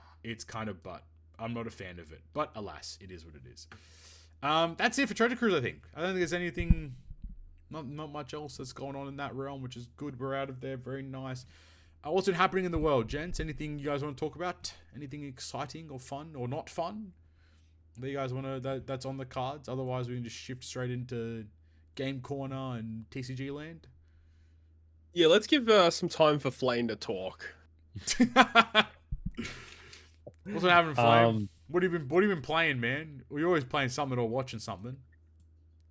To be honest, I actually haven't, over like the last 3 weeks, I really haven't been. This You whole ain't month, I gaming? haven't really been playing. I have not been gaming this month. You ain't gaming? That's crazy. I've been watching anime. I haven't been gaming. What have you been watching, man? Been watching Blue Box. I'm on episode 19. I'm planning to finish it this coming week. Okay. It's been absolute cinema. Like I was saying earlier, I just picked up Pragmata today. Yep. So over like the next week, I'm gonna play it. It got really good reviews on Steam. It's like overwhelmingly positive, which is really good. And I think it scored like an 86 on Metacritic. I don't think I said this last time, but I saw the Mario movie. Oh yeah. It was fun. I didn't realize when I went, but they actually released it on like a really convenient weekend. Okay. Because I didn't realize oh yeah, it's Easter weekend and all of the kids are on spring break. So when I went, it was like packed with like 5-year-olds. Yep. So yeah, I didn't realize at that point in time. But that was really cool. They, in the gaming side of things, they announced Trails. There's a series, Trails in the Sky. Yeah, it's like it's a remake of the first Trails in the Sky game, but it's like super popular. They just announced today the second part is coming out, I think September 17th. This shit look fucking ass, So- man. Just go play Xenoblade. Yeah, it's true. You could do that too. What the fuck is this, bro? And one other thing that I'm planning on doing, I might butcher their name, but you know the group, the Japanese group, Yosobi? Yeah, also, yeah. Yeah, they're touring North America. Damn. They're having a show in New York on, I believe, August 6th. So I'm gonna try to go and see them. Them tickets gonna be so hard to come by, surely, right? I don't think so. I'm assuming it's gonna be similar to the auto tickets, and those were pretty easy to get. To be That's honest, crazy that those tickets were easy to get. That's nuts. Yeah. Well, what actually happened when I got those was I bought them during the pre-sale, but it was like really scuffed because like me and my friends, like we weren't able to get seats next to each other, so we just kind of bought tickets and then we put them up for sale, and then like we went on like the resale section and we found seats next to each other, which were a little bit more expensive than the ones we bought, but we ended up just buying those and then selling our tickets that we bought initially. Love that. Because yeah, I don't want to just be in like the middle of the crowd with nobody. Just by yourself, running it. But yeah, one like I don't know if you guys saw this, but the Avatar: The Last Airbender movie Oh leaked all over my Twitter. god, that's so funny. Yeah. Everyone at work was like, "Yeah, have you seen Avatar?" I'm like, I don't fucking care, but that's so funny to me that leaked. That shit's hilarious. Far It out, sucks. bro. Yeah, I'm a really big Last Airbender fan. Yep. And that whole thing was scuffed because it was supposed to release in theaters, but I think something happened with like Paramount. Like I don't know if they bought it or Paramount whatever. bought it, but I think, or they bought the Yeah. rights to air it or some shit like that. yeah, it's going straight to streaming services. So apparently, someone said that they were quote unquote emailed the whole movie. No which I don't believe fucking shot. That's what I heard too. There's no Yeah, shot I don't in believe big that. big 26 where hey Flame, comma. Please see attached email regarding the Avatar film. If you have any questions, let me know. Kind regards. Like, fuck, what? Yeah. No way. So when the leaks first started coming out, it was just like a couple clips, but they were like full HD clips. Like it didn't look like bootleg or anything like that. I watched like one or two of them, and animation wise, looked really good. But there was something about the voice acting that was like really No, don't say that. like really cringe. Like I don't know if it was just like the writing, or if it's like maybe just like in alpha alpha or beta, whatever. Yeah, it might be Um, unfinished. yeah, it might be unfinished. I hope, because it was like really cringe. But like a day later, someone was like, "All right, guys, here you go, the full 100 hour and a half movie, full HD." It's so nuts because you Put can up on you Twitter. just literally just type in like Avatar, The Last Airbender movie into just Twitter. And then that Yeah. 1, 2, 3, 4, 5, 6, 7. It's just there. Like, it's just, and there's a mega zip file. Like, it's just available to everyone. Like, it's actually so cooked, bro, that this is the case. Yeah. Yeah, so that was really crazy. What a shame. One other little thing that happened. I'm not gonna go into the full thing of it because it's like really cringe. But the funny part of it is, I don't know if you guys saw like all the drama going on Twitter with the content creator Sakuno. Oh my Oh, god. I loved It's reading everywhere. that shit, bro. Did you guys see My the XP Deku bar voice is actor? low. Fuck, you should kill yourself, please. Like, immediately.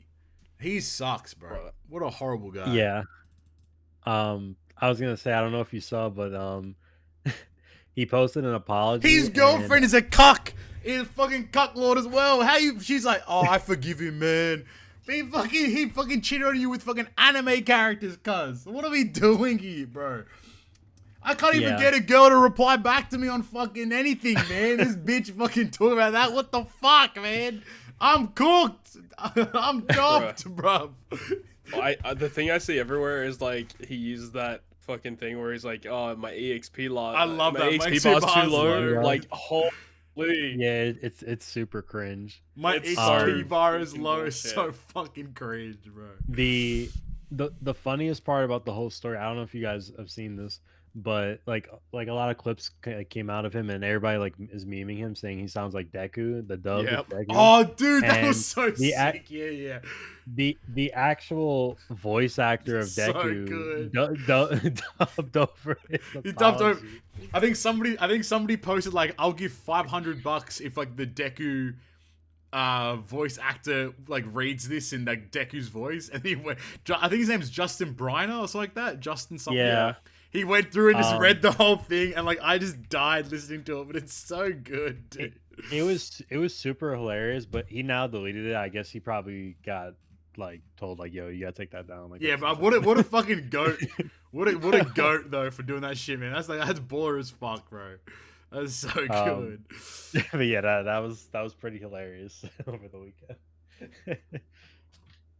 That's so funny. What a weekend, man. I don't know. I just can't believe that like in the apology, the girlfriend is like, "Yeah, it's cool, man. Like it is what it is." Like, what the fuck, dude? Are you okay? It's like, are you being held against your will? Like, are you alright? Like, do you need help? yeah, I mean, at that point, like, you can't really even feel bad for her. No, God, no. Heavens, no.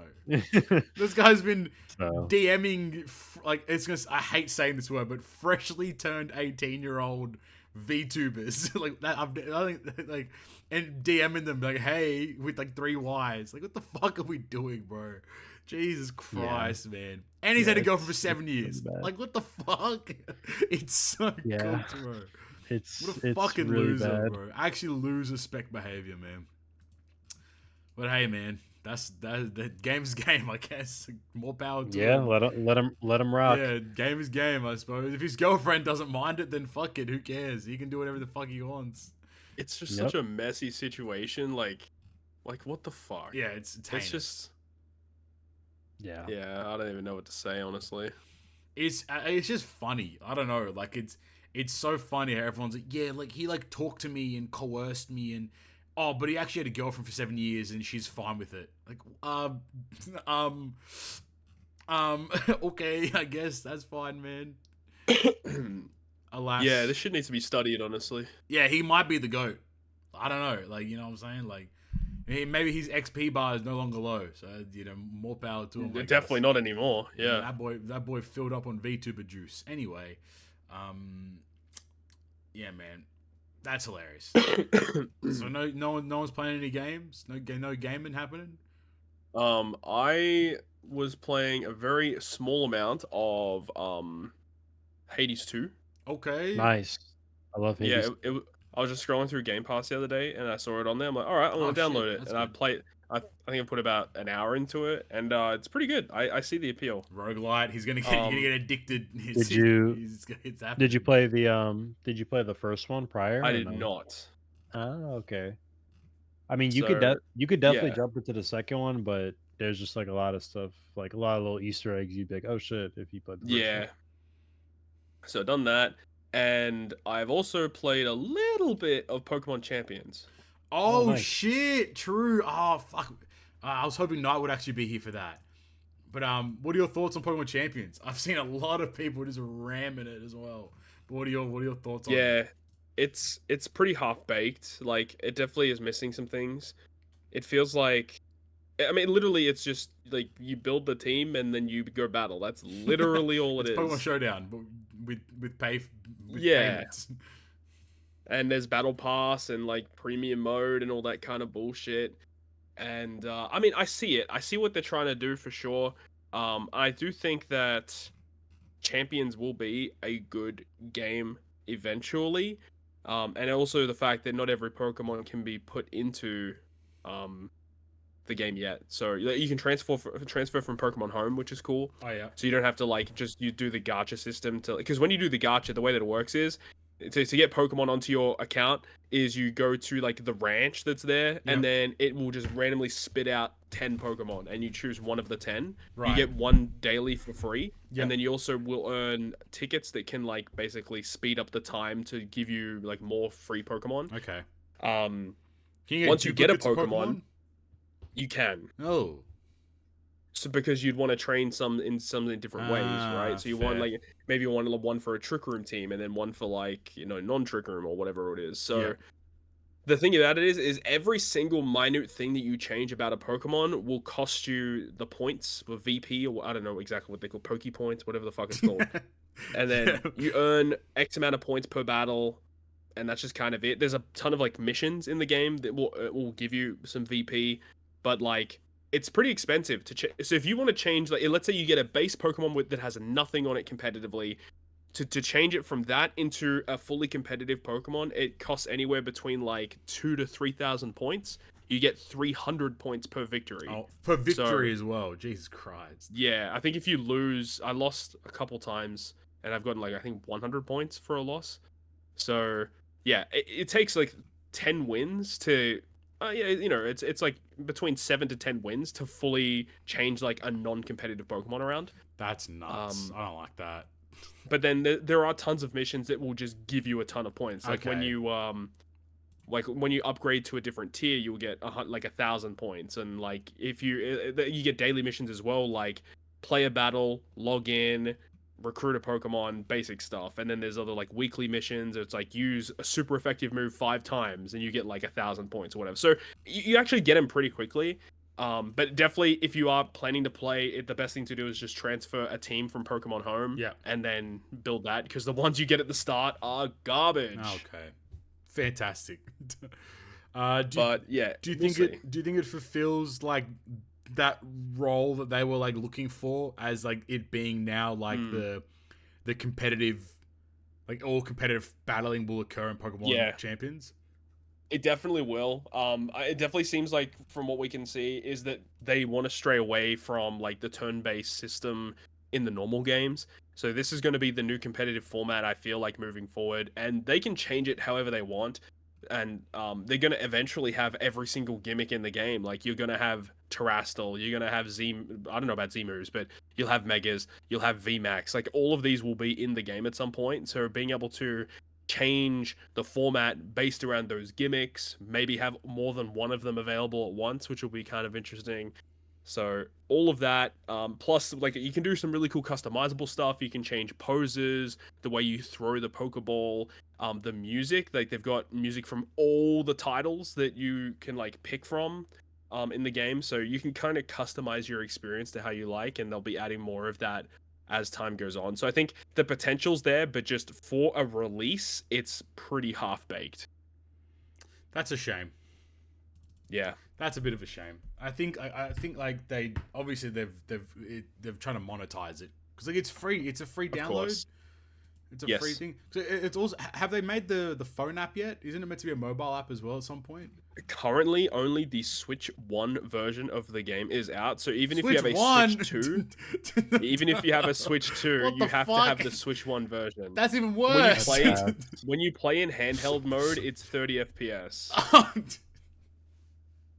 Dog. So yeah, eventually they will do a Switch 2 version. The mobile version will also come out. It's just gonna be later on. I don't know when. But it's just a fucking gacha game with extra steps, man. Like, let's be honest with ourselves here. Like it just feels like they wanted to like kind of stamp out Showdown is what it feels like. Yeah, but you know the funniest part is I think I saw after 2 days Showdown already added in all the champions modes.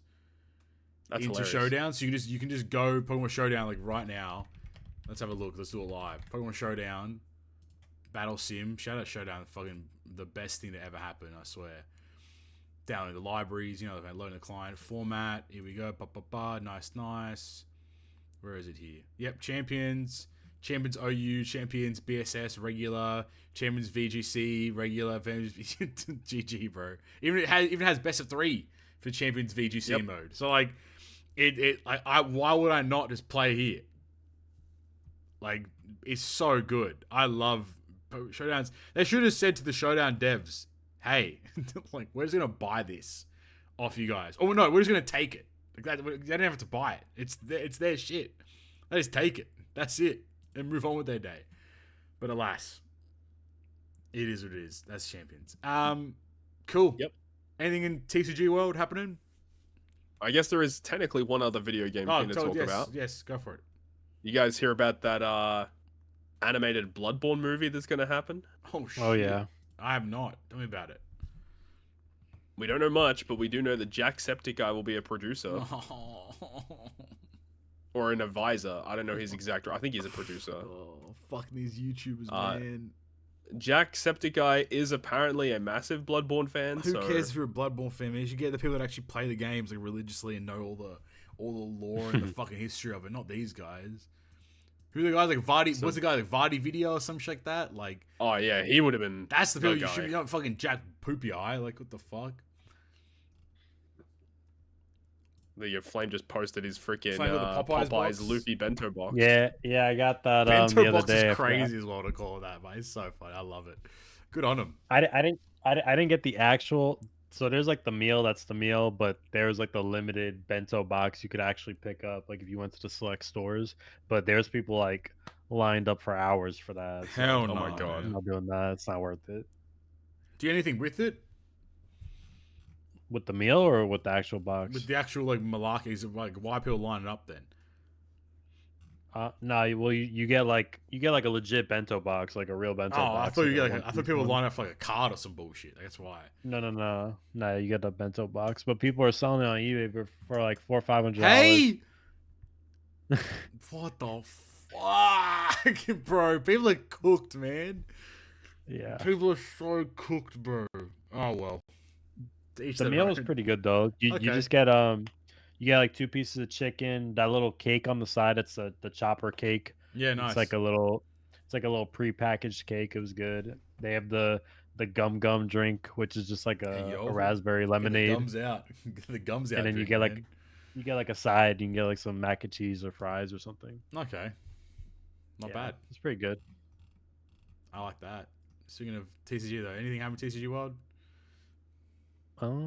They did announce in the Japanese Pokemon stuff that their new set, Pitch Black, will be releasing Pitch on Black. the 22nd of May, featuring Mega Darkrai EX. Yes, sir.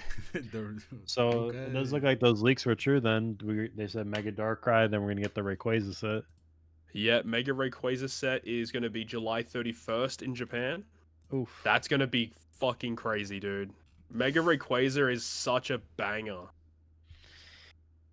Yeah, Oh, man. Be there. We'll be there for that one. Man, that just sucks that we're getting the LBAF One Piece set in August. Yeah, true. That's very, very true. And then the Pokemon 30th anniversary is in September. So what? It's right after Mega Rayquaza. Oh my god. Yeah, Mega Rayquaza's. Well, this is the Japan release, so I don't know the exact release for the English and how they do it, but yeah, Storm Emerald is going to be July 31st, and then September 16th is the 30th annie for Pokemon. Okay. So that means that we'll probably get Mega Rayquaza probably the end of August going into September, and then we'll probably get the 30th anniversary set in October, I guess. Yeah, I'm really pumped to see what they do with all of this. I think we do know Mega Dragalge is getting a big card in this next set for the Chaos Rising. The Greninja set. So that's gonna be kind of cool. But yeah, I mean, Darkrai is gonna sell the set. It's gonna be very similar to like Phantasmal Flames in a way, where you basically, if you pull the Charizard, awesome. If you don't, then you just suck. Right.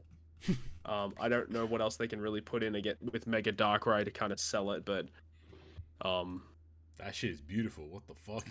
That shit. Yeah, that's gonna be in the Greninja set. But yeah, I'm excited for what they're gonna do with all these cards, because the artwork they just go crazy with the artwork. At least at least recently, they've been going kind of crazy with it.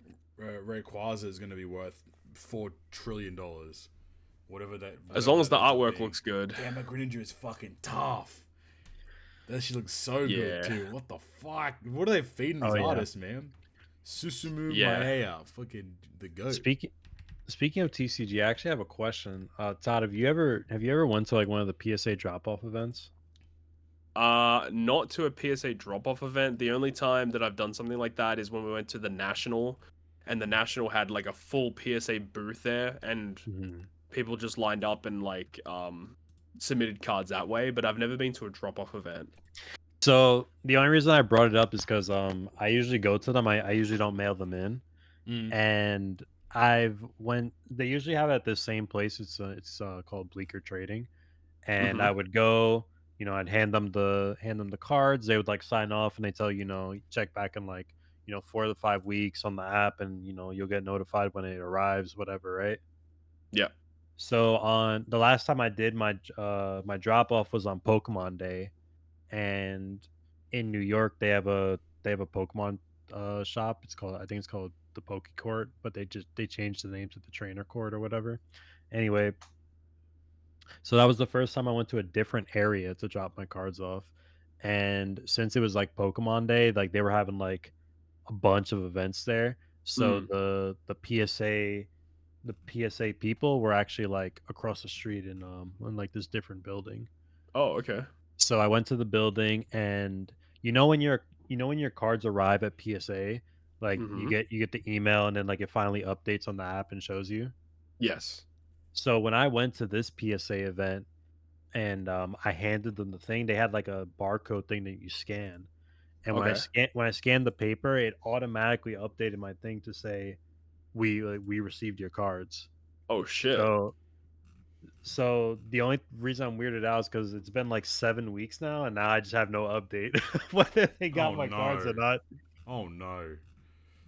Oh, that's PSA for you. Yeah. So yeah, guys, I dropped them off on February 27th. Yes, you've gone through all of March, and we're halfway through April. Yeah, so I think I'm gonna have to call them, because I just need to know if they got them or not. I wonder if it's like a thing where, So, is it like an actual PSA headquarters? Is that what it is? Surely. I'm not too sure. Actually. Where I went? Wait, yeah. No, it was Oh, just okay. like PSA, like they go to like specific shops Okay. and like Right. you hand it to them. But in this case, like it was Pokemon Day, so like the place that I was supposed to have, like they had like a bunch of stuff going on there. I think they had the voice of Pikachu there, so I guess they moved it. I guess it wasn't that important to them. I wonder if it's like one of those things where they go to like all of these different events and they just hoard all of people's submissions, and then like eventually they'll go and take the mass amount of submissions that they have, and they'll do like a massive drop off at once, and then they probably have to filter through all that, and that obviously goes in the queue. So I guess I'm not really super shocked that it's taking this long, but Well, the only yeah. reason I'm asking is because I've been to like 4 of them before, and number one, they never made me scan the thing. Like I Right. would wait normally, and then number two, it's never taken this long. Like my previous one that I did before this, it was taking a little long, but it only took like 5 weeks. This one, I'm leaning on 8 weeks now. Damn. Yeah. Okay. And it's not even like I'm pressed like, oh, like hurry up and grade my cards. Like I just want to know, like, did they arrive? Do you have the cards? Yes or no? That's the important part. Yeah. I mean, it won't hurt just to send them an email or something. Yeah, I'll probably see if I can call them or something on Monday or whatever. But yeah, I was just curious to see if you ever did that or not. Yeah, it's a little alarming, I guess. Yeah. Yeah. Alas, there we land, mate. They're not giving you cards back. Sorry, bud. Yeah, it's over. It's over. That's GG, bro. As you're getting chopped up. What isn't GG though is, in other news, there seems to be like a weekly gem shop update now. Or the web store has like a weekly gem pack, which is nice, pretty cheap. I think it's like 50 gems for like $6 Australian, like it's like $4 US, which is nice. So that's pretty good. Shout out Treasure Cruise. Seems to be a weekly thing going forward, so that's always a little fun thing for sure. And from there, we go from everyone's favorite sections into the shoutouts. Woohoo! Bye. Yeah, boy. As always, if you've made this far, make sure you go like, subscribe, do all that kind of fun stuff. But Flame, what are they commenting today? They are commenting champion in the comment section down below if you made it this far. We would greatly appreciate it. But if you want to join us and support us financially, you can do that by hitting the join button. Plenty of different tiers at different price points. I want to give a massive shout out to our ever graceful GGP producer Alexander Wisniewski and our good members of Stump, Red Halo, Dr. E Recshin, Wankafella, Mike Schallo, Kiri Karasu, and Obsidian Steed117. Thank you guys for the continued support. We do greatly appreciate it. Now, from everyone's favorite section into the shoutouts, into everyone's actual favorite section, it is the Q&A. The Q&A. Love that. If you have any questions, you can send them through to us via Twitter at GGP Podcast, our YouTube community tab. Lots of questions today, which is always fun. We love these parts. So first question coming in from Duopoly Ash, and she asks, what are your predictions for the 12th anniversary and how many legends do you think will come out for this period? I think we mentioned it before, but I think the guess is probably potentially 5 legends, one of every type. And hope there will be at least a Luffy and at least a Shanks, I think is our current guess. But we will do a more thorough breakdown of anniversary in the next episode, because we will film the week before anniversary, or I think 2 weeks before anniversary. It'll be yes. It'll be the week. So the week before anniversary. And then we will actually end up filming the weekend of anniversary as the next episode after that. So that'll be pretty cool. So look forward to that. Next question from @SteelNakama. They say, first, can I get a follow? No. That's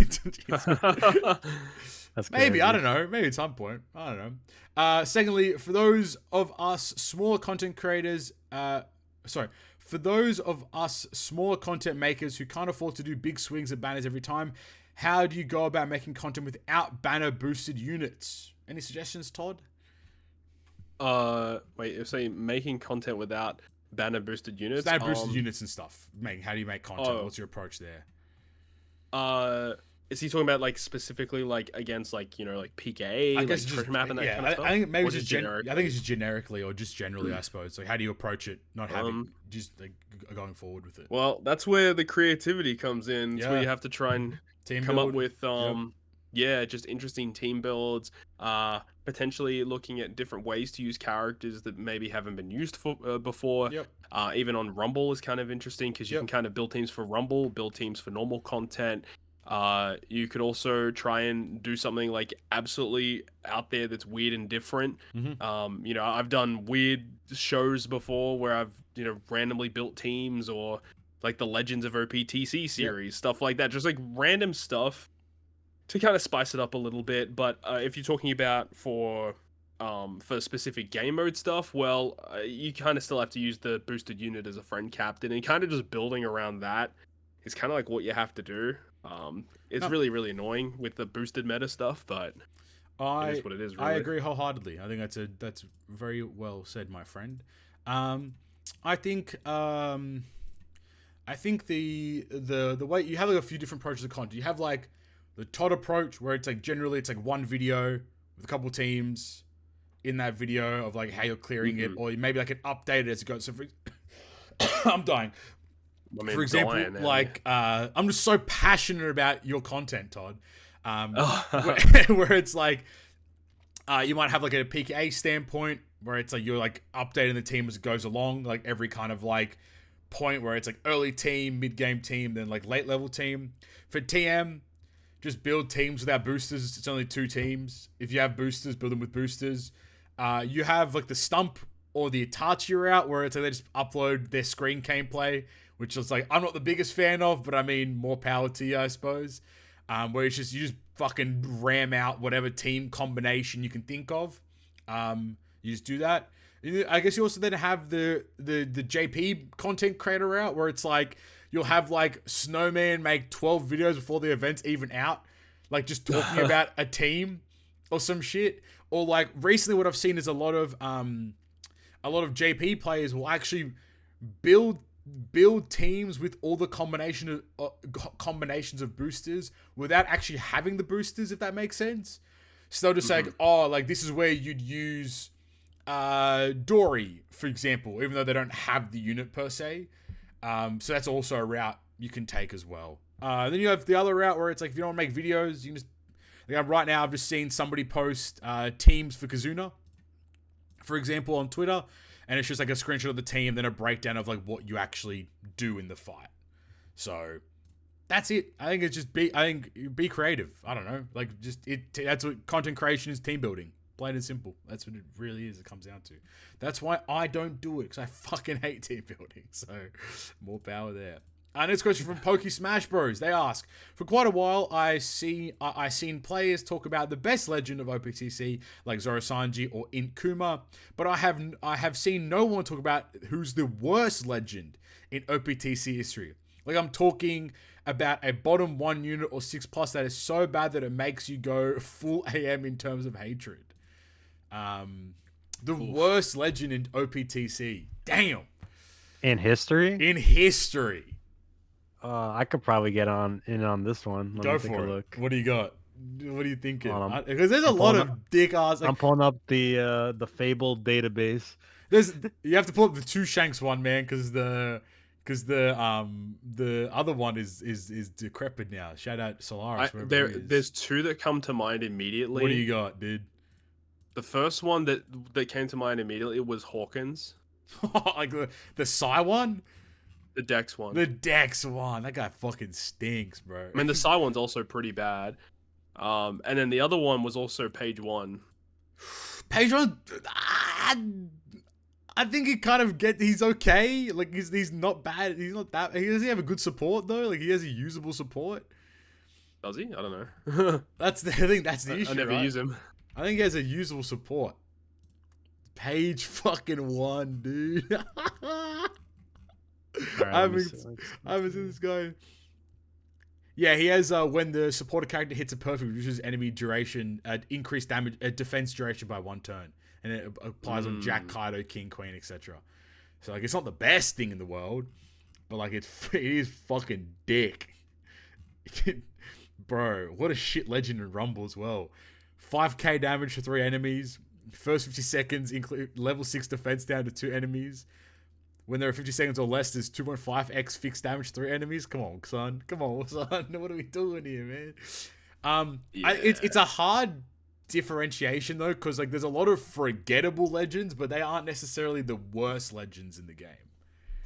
A lot of forgettable characters though, for sure. Trying to think if there's any others that are actually straight up dog shit. I mean, like all the old legends. It was bad. Yeah, go Flame. My boy Blackbeard and the gun. Oh, the dual Blackbeard. Yeah, he was pretty bad. Blackbeard and the fucking gun, bro. Not Blackbeard and the gun. Low key, any Fujitora legend is dog shit as well. Fuji, yeah. I mean, Fuji V1 had his time though. Fuji V1 was good for a while. You're right. But then the slasher one was bad. Probably like the first half of 6+. Man, every garbage. Every legend, all those like when you look at it in terms of like on paper, they all stink. Nah, straight up, like Sengoku pre-buff was pretty fucking bad. Buffing him was crazy, by the way. Yeah. Fuck, bro. It reduces cooldown of 2 turns, boost attack of 54 or 20 cost characters by less or less by 3x. Damn. He's fucking ass, bro. Holy shit. Am I misremembering, or the V1, the first, like the Sai Shanks, wasn't he pretty ass like always? He was pretty good on release. He was like the best Sai captain. He was solid, but obviously like he wasn't great. But I think a lot, but back then though, a lot of those legends existed to be captains. They didn't exist for like their special ability. Like a lot of the legends that released were like, oh, a legend is meant to be the captain of the crew and provide a big buff and captain, even if they're special. Yeah. You were relying on rare recruits to do all the. Now you have fucking essays, theses written out for a special for legends now. Like, it's so ridiculous. Like the power creep is nuts, man. I think obviously before 6+ wasn't what's his name, Rosiante, wasn't he pretty ass? Like Corazon? The original? People would still use him for the utility special. Utility buff was nuts. I mean, that was the part. Yeah, his special was good utility wise. And then eventually he got access to that striker law support, which allowed him to be actually like kind of really I think Cy Rayleigh 6-star might be up there. Yeah. As being just fucking dick. He he wasn't awful though. Like people would still use him in TMs, in TM bosses and stuff. Wait, which unit? The one Cy that like Rayleigh. the Cy Rayleigh. V3 Ray or whatever. Oh yeah, V3 Ray. The one that allows your fighter and cerebrals to go shit. I remember he was good, but he was like weird. Yeah, he was a very weird legend. Damn, I forgot Barto Cavendish legend. What the fuck, dude? Ooh. I mean, he wasn't bad though. No, not at all. They were pretty good. I just forgot that it existed. I was like, I just scrolled past it just there. Like, what the hell? Damn, there is. I think page 1 might be the worst. He just was not good for anything. He just wasn't good for nothing. He was good the for Toby support. Roper, man, they never used for anything. Oh either. fuck, bro! That Toby Roper Kazuna Legends. I could not even riddle you what they do at all. I mean, Damn. you wanna know a hot take from me? No, please, yes, absolutely, always. The original Legend Buggy. I never thought that character was good. I'm gonna kick it. Like, you're not wrong. The only like the character when you read the character, the 6-star Buggy, his level limit break was boost attack of cost 40 or less by 1.75, and he reduces attack of 41 or higher. But I mean, yeah. The only benefit is guaranteeing drops. Yeah, I mean, people put this guy on such a pedestal for the guaranteed drop, which, like, realistically, it wasn't even that good. Like, yeah, okay, you get an extra piece of cotton candy. Yeah, whoa. Woo-hoo. Like, I really just think. But I guess though, like within the context of the time, like that extra piece of candy actually mattered probably a lot more. Like that extra tome probably mattered a lot more than it does now. But like in hindsight, like what the fuck are we doing? I guess Legend Zephyr was pretty fucking bad when he came out. Dude, didn't Zeph was that 6+? Didn't Zeph on the TM release and the TM recruits did not fucking work with him at all. So it just was so hard to use him as the captain.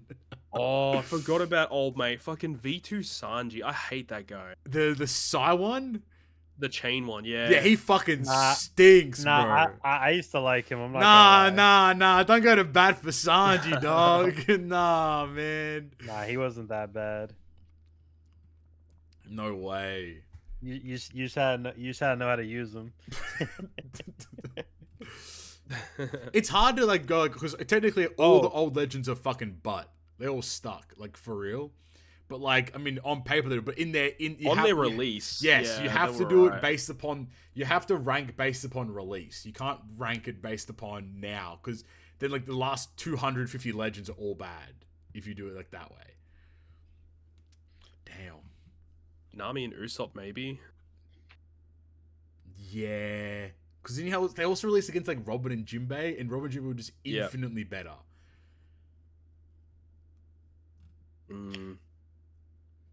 Wow, this is a fun way to look at things. Actually, it's much more enjoyable to be like, what's the worst legend in the game? I think it might be Page 1. Page 1 is bad. He's just I think it might be legend, Page 1, or it might be that Toby Roppo Kizuna legend. One of the two, for sure.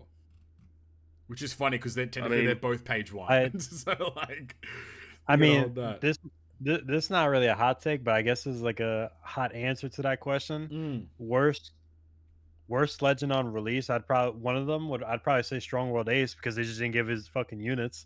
I mean, that is actually valid. True. He just fucking sucked. That's true. That's so true.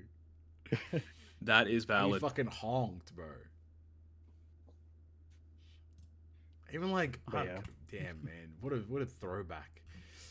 Fun throwback. More questions like that actually. Throwback stuff is fun always. Next question from OST Boulette. They ask, have you tried to start a fresh account or imagined how it must be like for an OPTC newbie nowadays? How does one approach the game at that point when starting?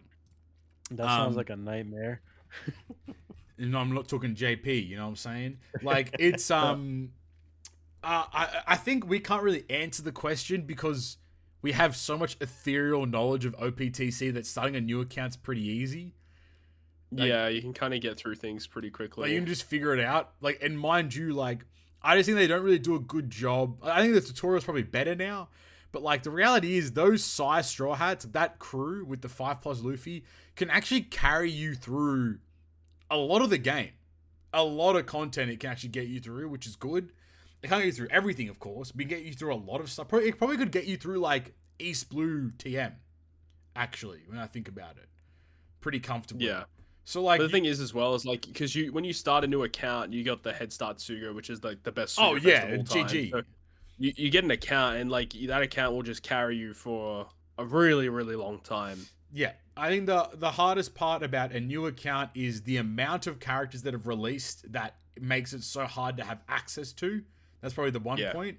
And then I think there is just a lot to learn, like a lot of buffs, a lot of debuffs, a lot of like quirky mechanics, team building, how to play content, how to use your materials. And like, obviously there are videos galore out there, but I don't think the game does a good job in terms of like how to build a crew.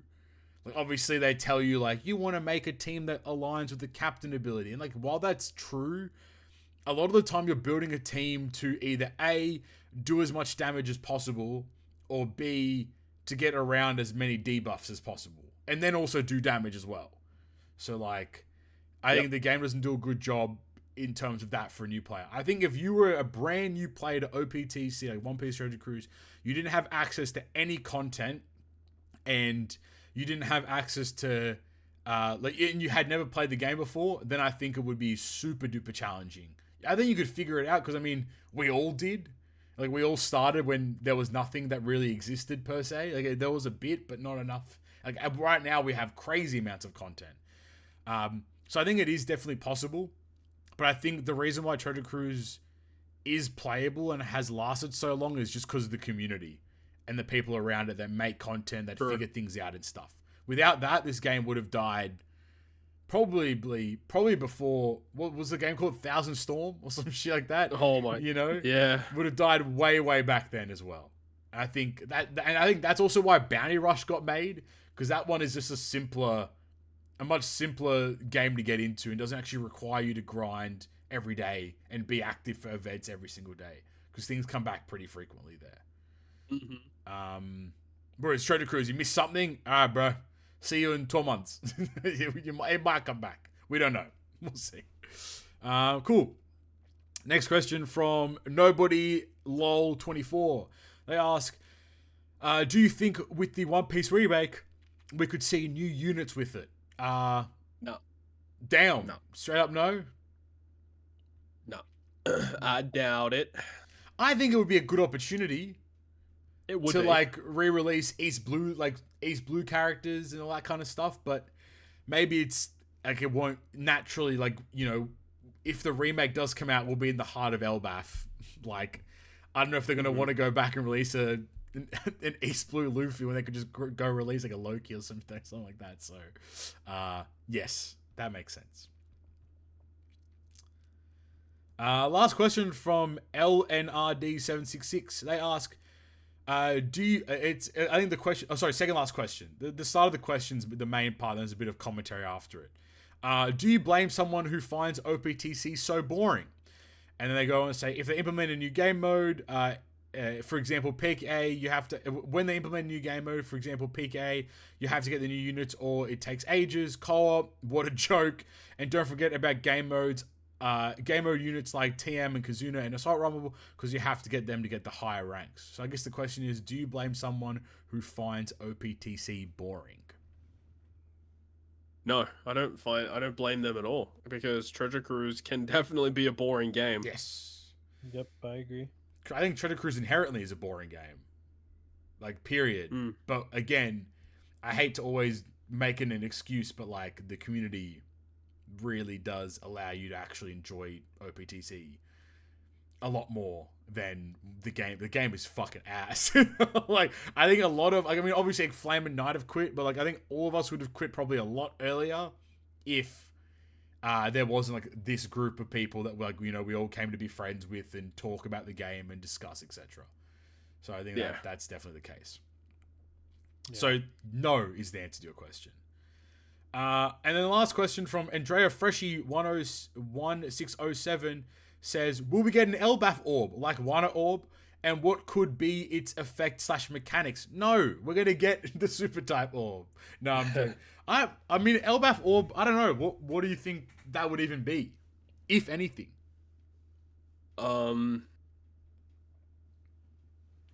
It could be a range of different things. I mean, obviously it would be like lots more damage. Yeah. I would imagine the visual of the orb would be like, it would look like an axe or something like that. And maybe when you do damage with it, it like either will heal you maybe, or it will just do more damage against the opponent. I think, or like, yeah, I don't know. The way that I had in my head just then was like, maybe like it does like a small HP cut, like a 1%, like a 2% HP cut every time you tap. So it's like kind of interesting. You do your damage, but then you also HP cut a bit as well from the maximum damage output. So if you hit with 6 orbs, maybe you get like a 10% HP cut that goes through NAO or something like that, plus your damage output, so it's easier to kill things. Maybe that's a potential route they could take. Well, I'd like an Elbaf orb, would be fun. That'd be pretty cool to more orb types, but I think they're probably going to shy away from it now that they've released super type orbs. So we'll see what. Yeah. I wouldn't be shocked though if we end up getting super tandem orbs, super tandem, one of those ones. Orbs and like super type Wino orbs and that kind of stuff. So maybe Elbaf orb is on the cards. Who knows? Could be the case. That's it. Wisniewski's done. Another episode in the books, 157. I believe, as we said before, next episode will be recorded probably a week out of anniversary, or just over a week out of anniversary, which we'll probably have. Maybe we'll have a bit more news in that kind of realm, and probably have a lot. We'll definitely give our predictions and do a nice little prediction table of what we think anniversary will be, which is always fun. And then the next episode the episode after that, which will be 159, will likely be the week of anniversary, so that weekend. So we'll have had the Sugar Fest and the characters, and we'll probably have a really good insight there. But as always, if you enjoyed today's episode, make sure you go down there, hit the like button, hit the subscribe button, and comment champion. If you made it this far, go down there, go do all like, subscribe, all that kind of stuff. Flames uploading, anime reactions again, Todd's treasure cruising as always. I'm fucking vibing, you know what I'm saying? Knight's out there doing things too, so that's always fun. But make sure you go like, subscribe, do all that kind of fun stuff. But with that being said, I'll be Captain Papi, joined by Flame and Todd. Thank you guys for listening to the episode. Talk to you guys next time. Peace. Goodbye.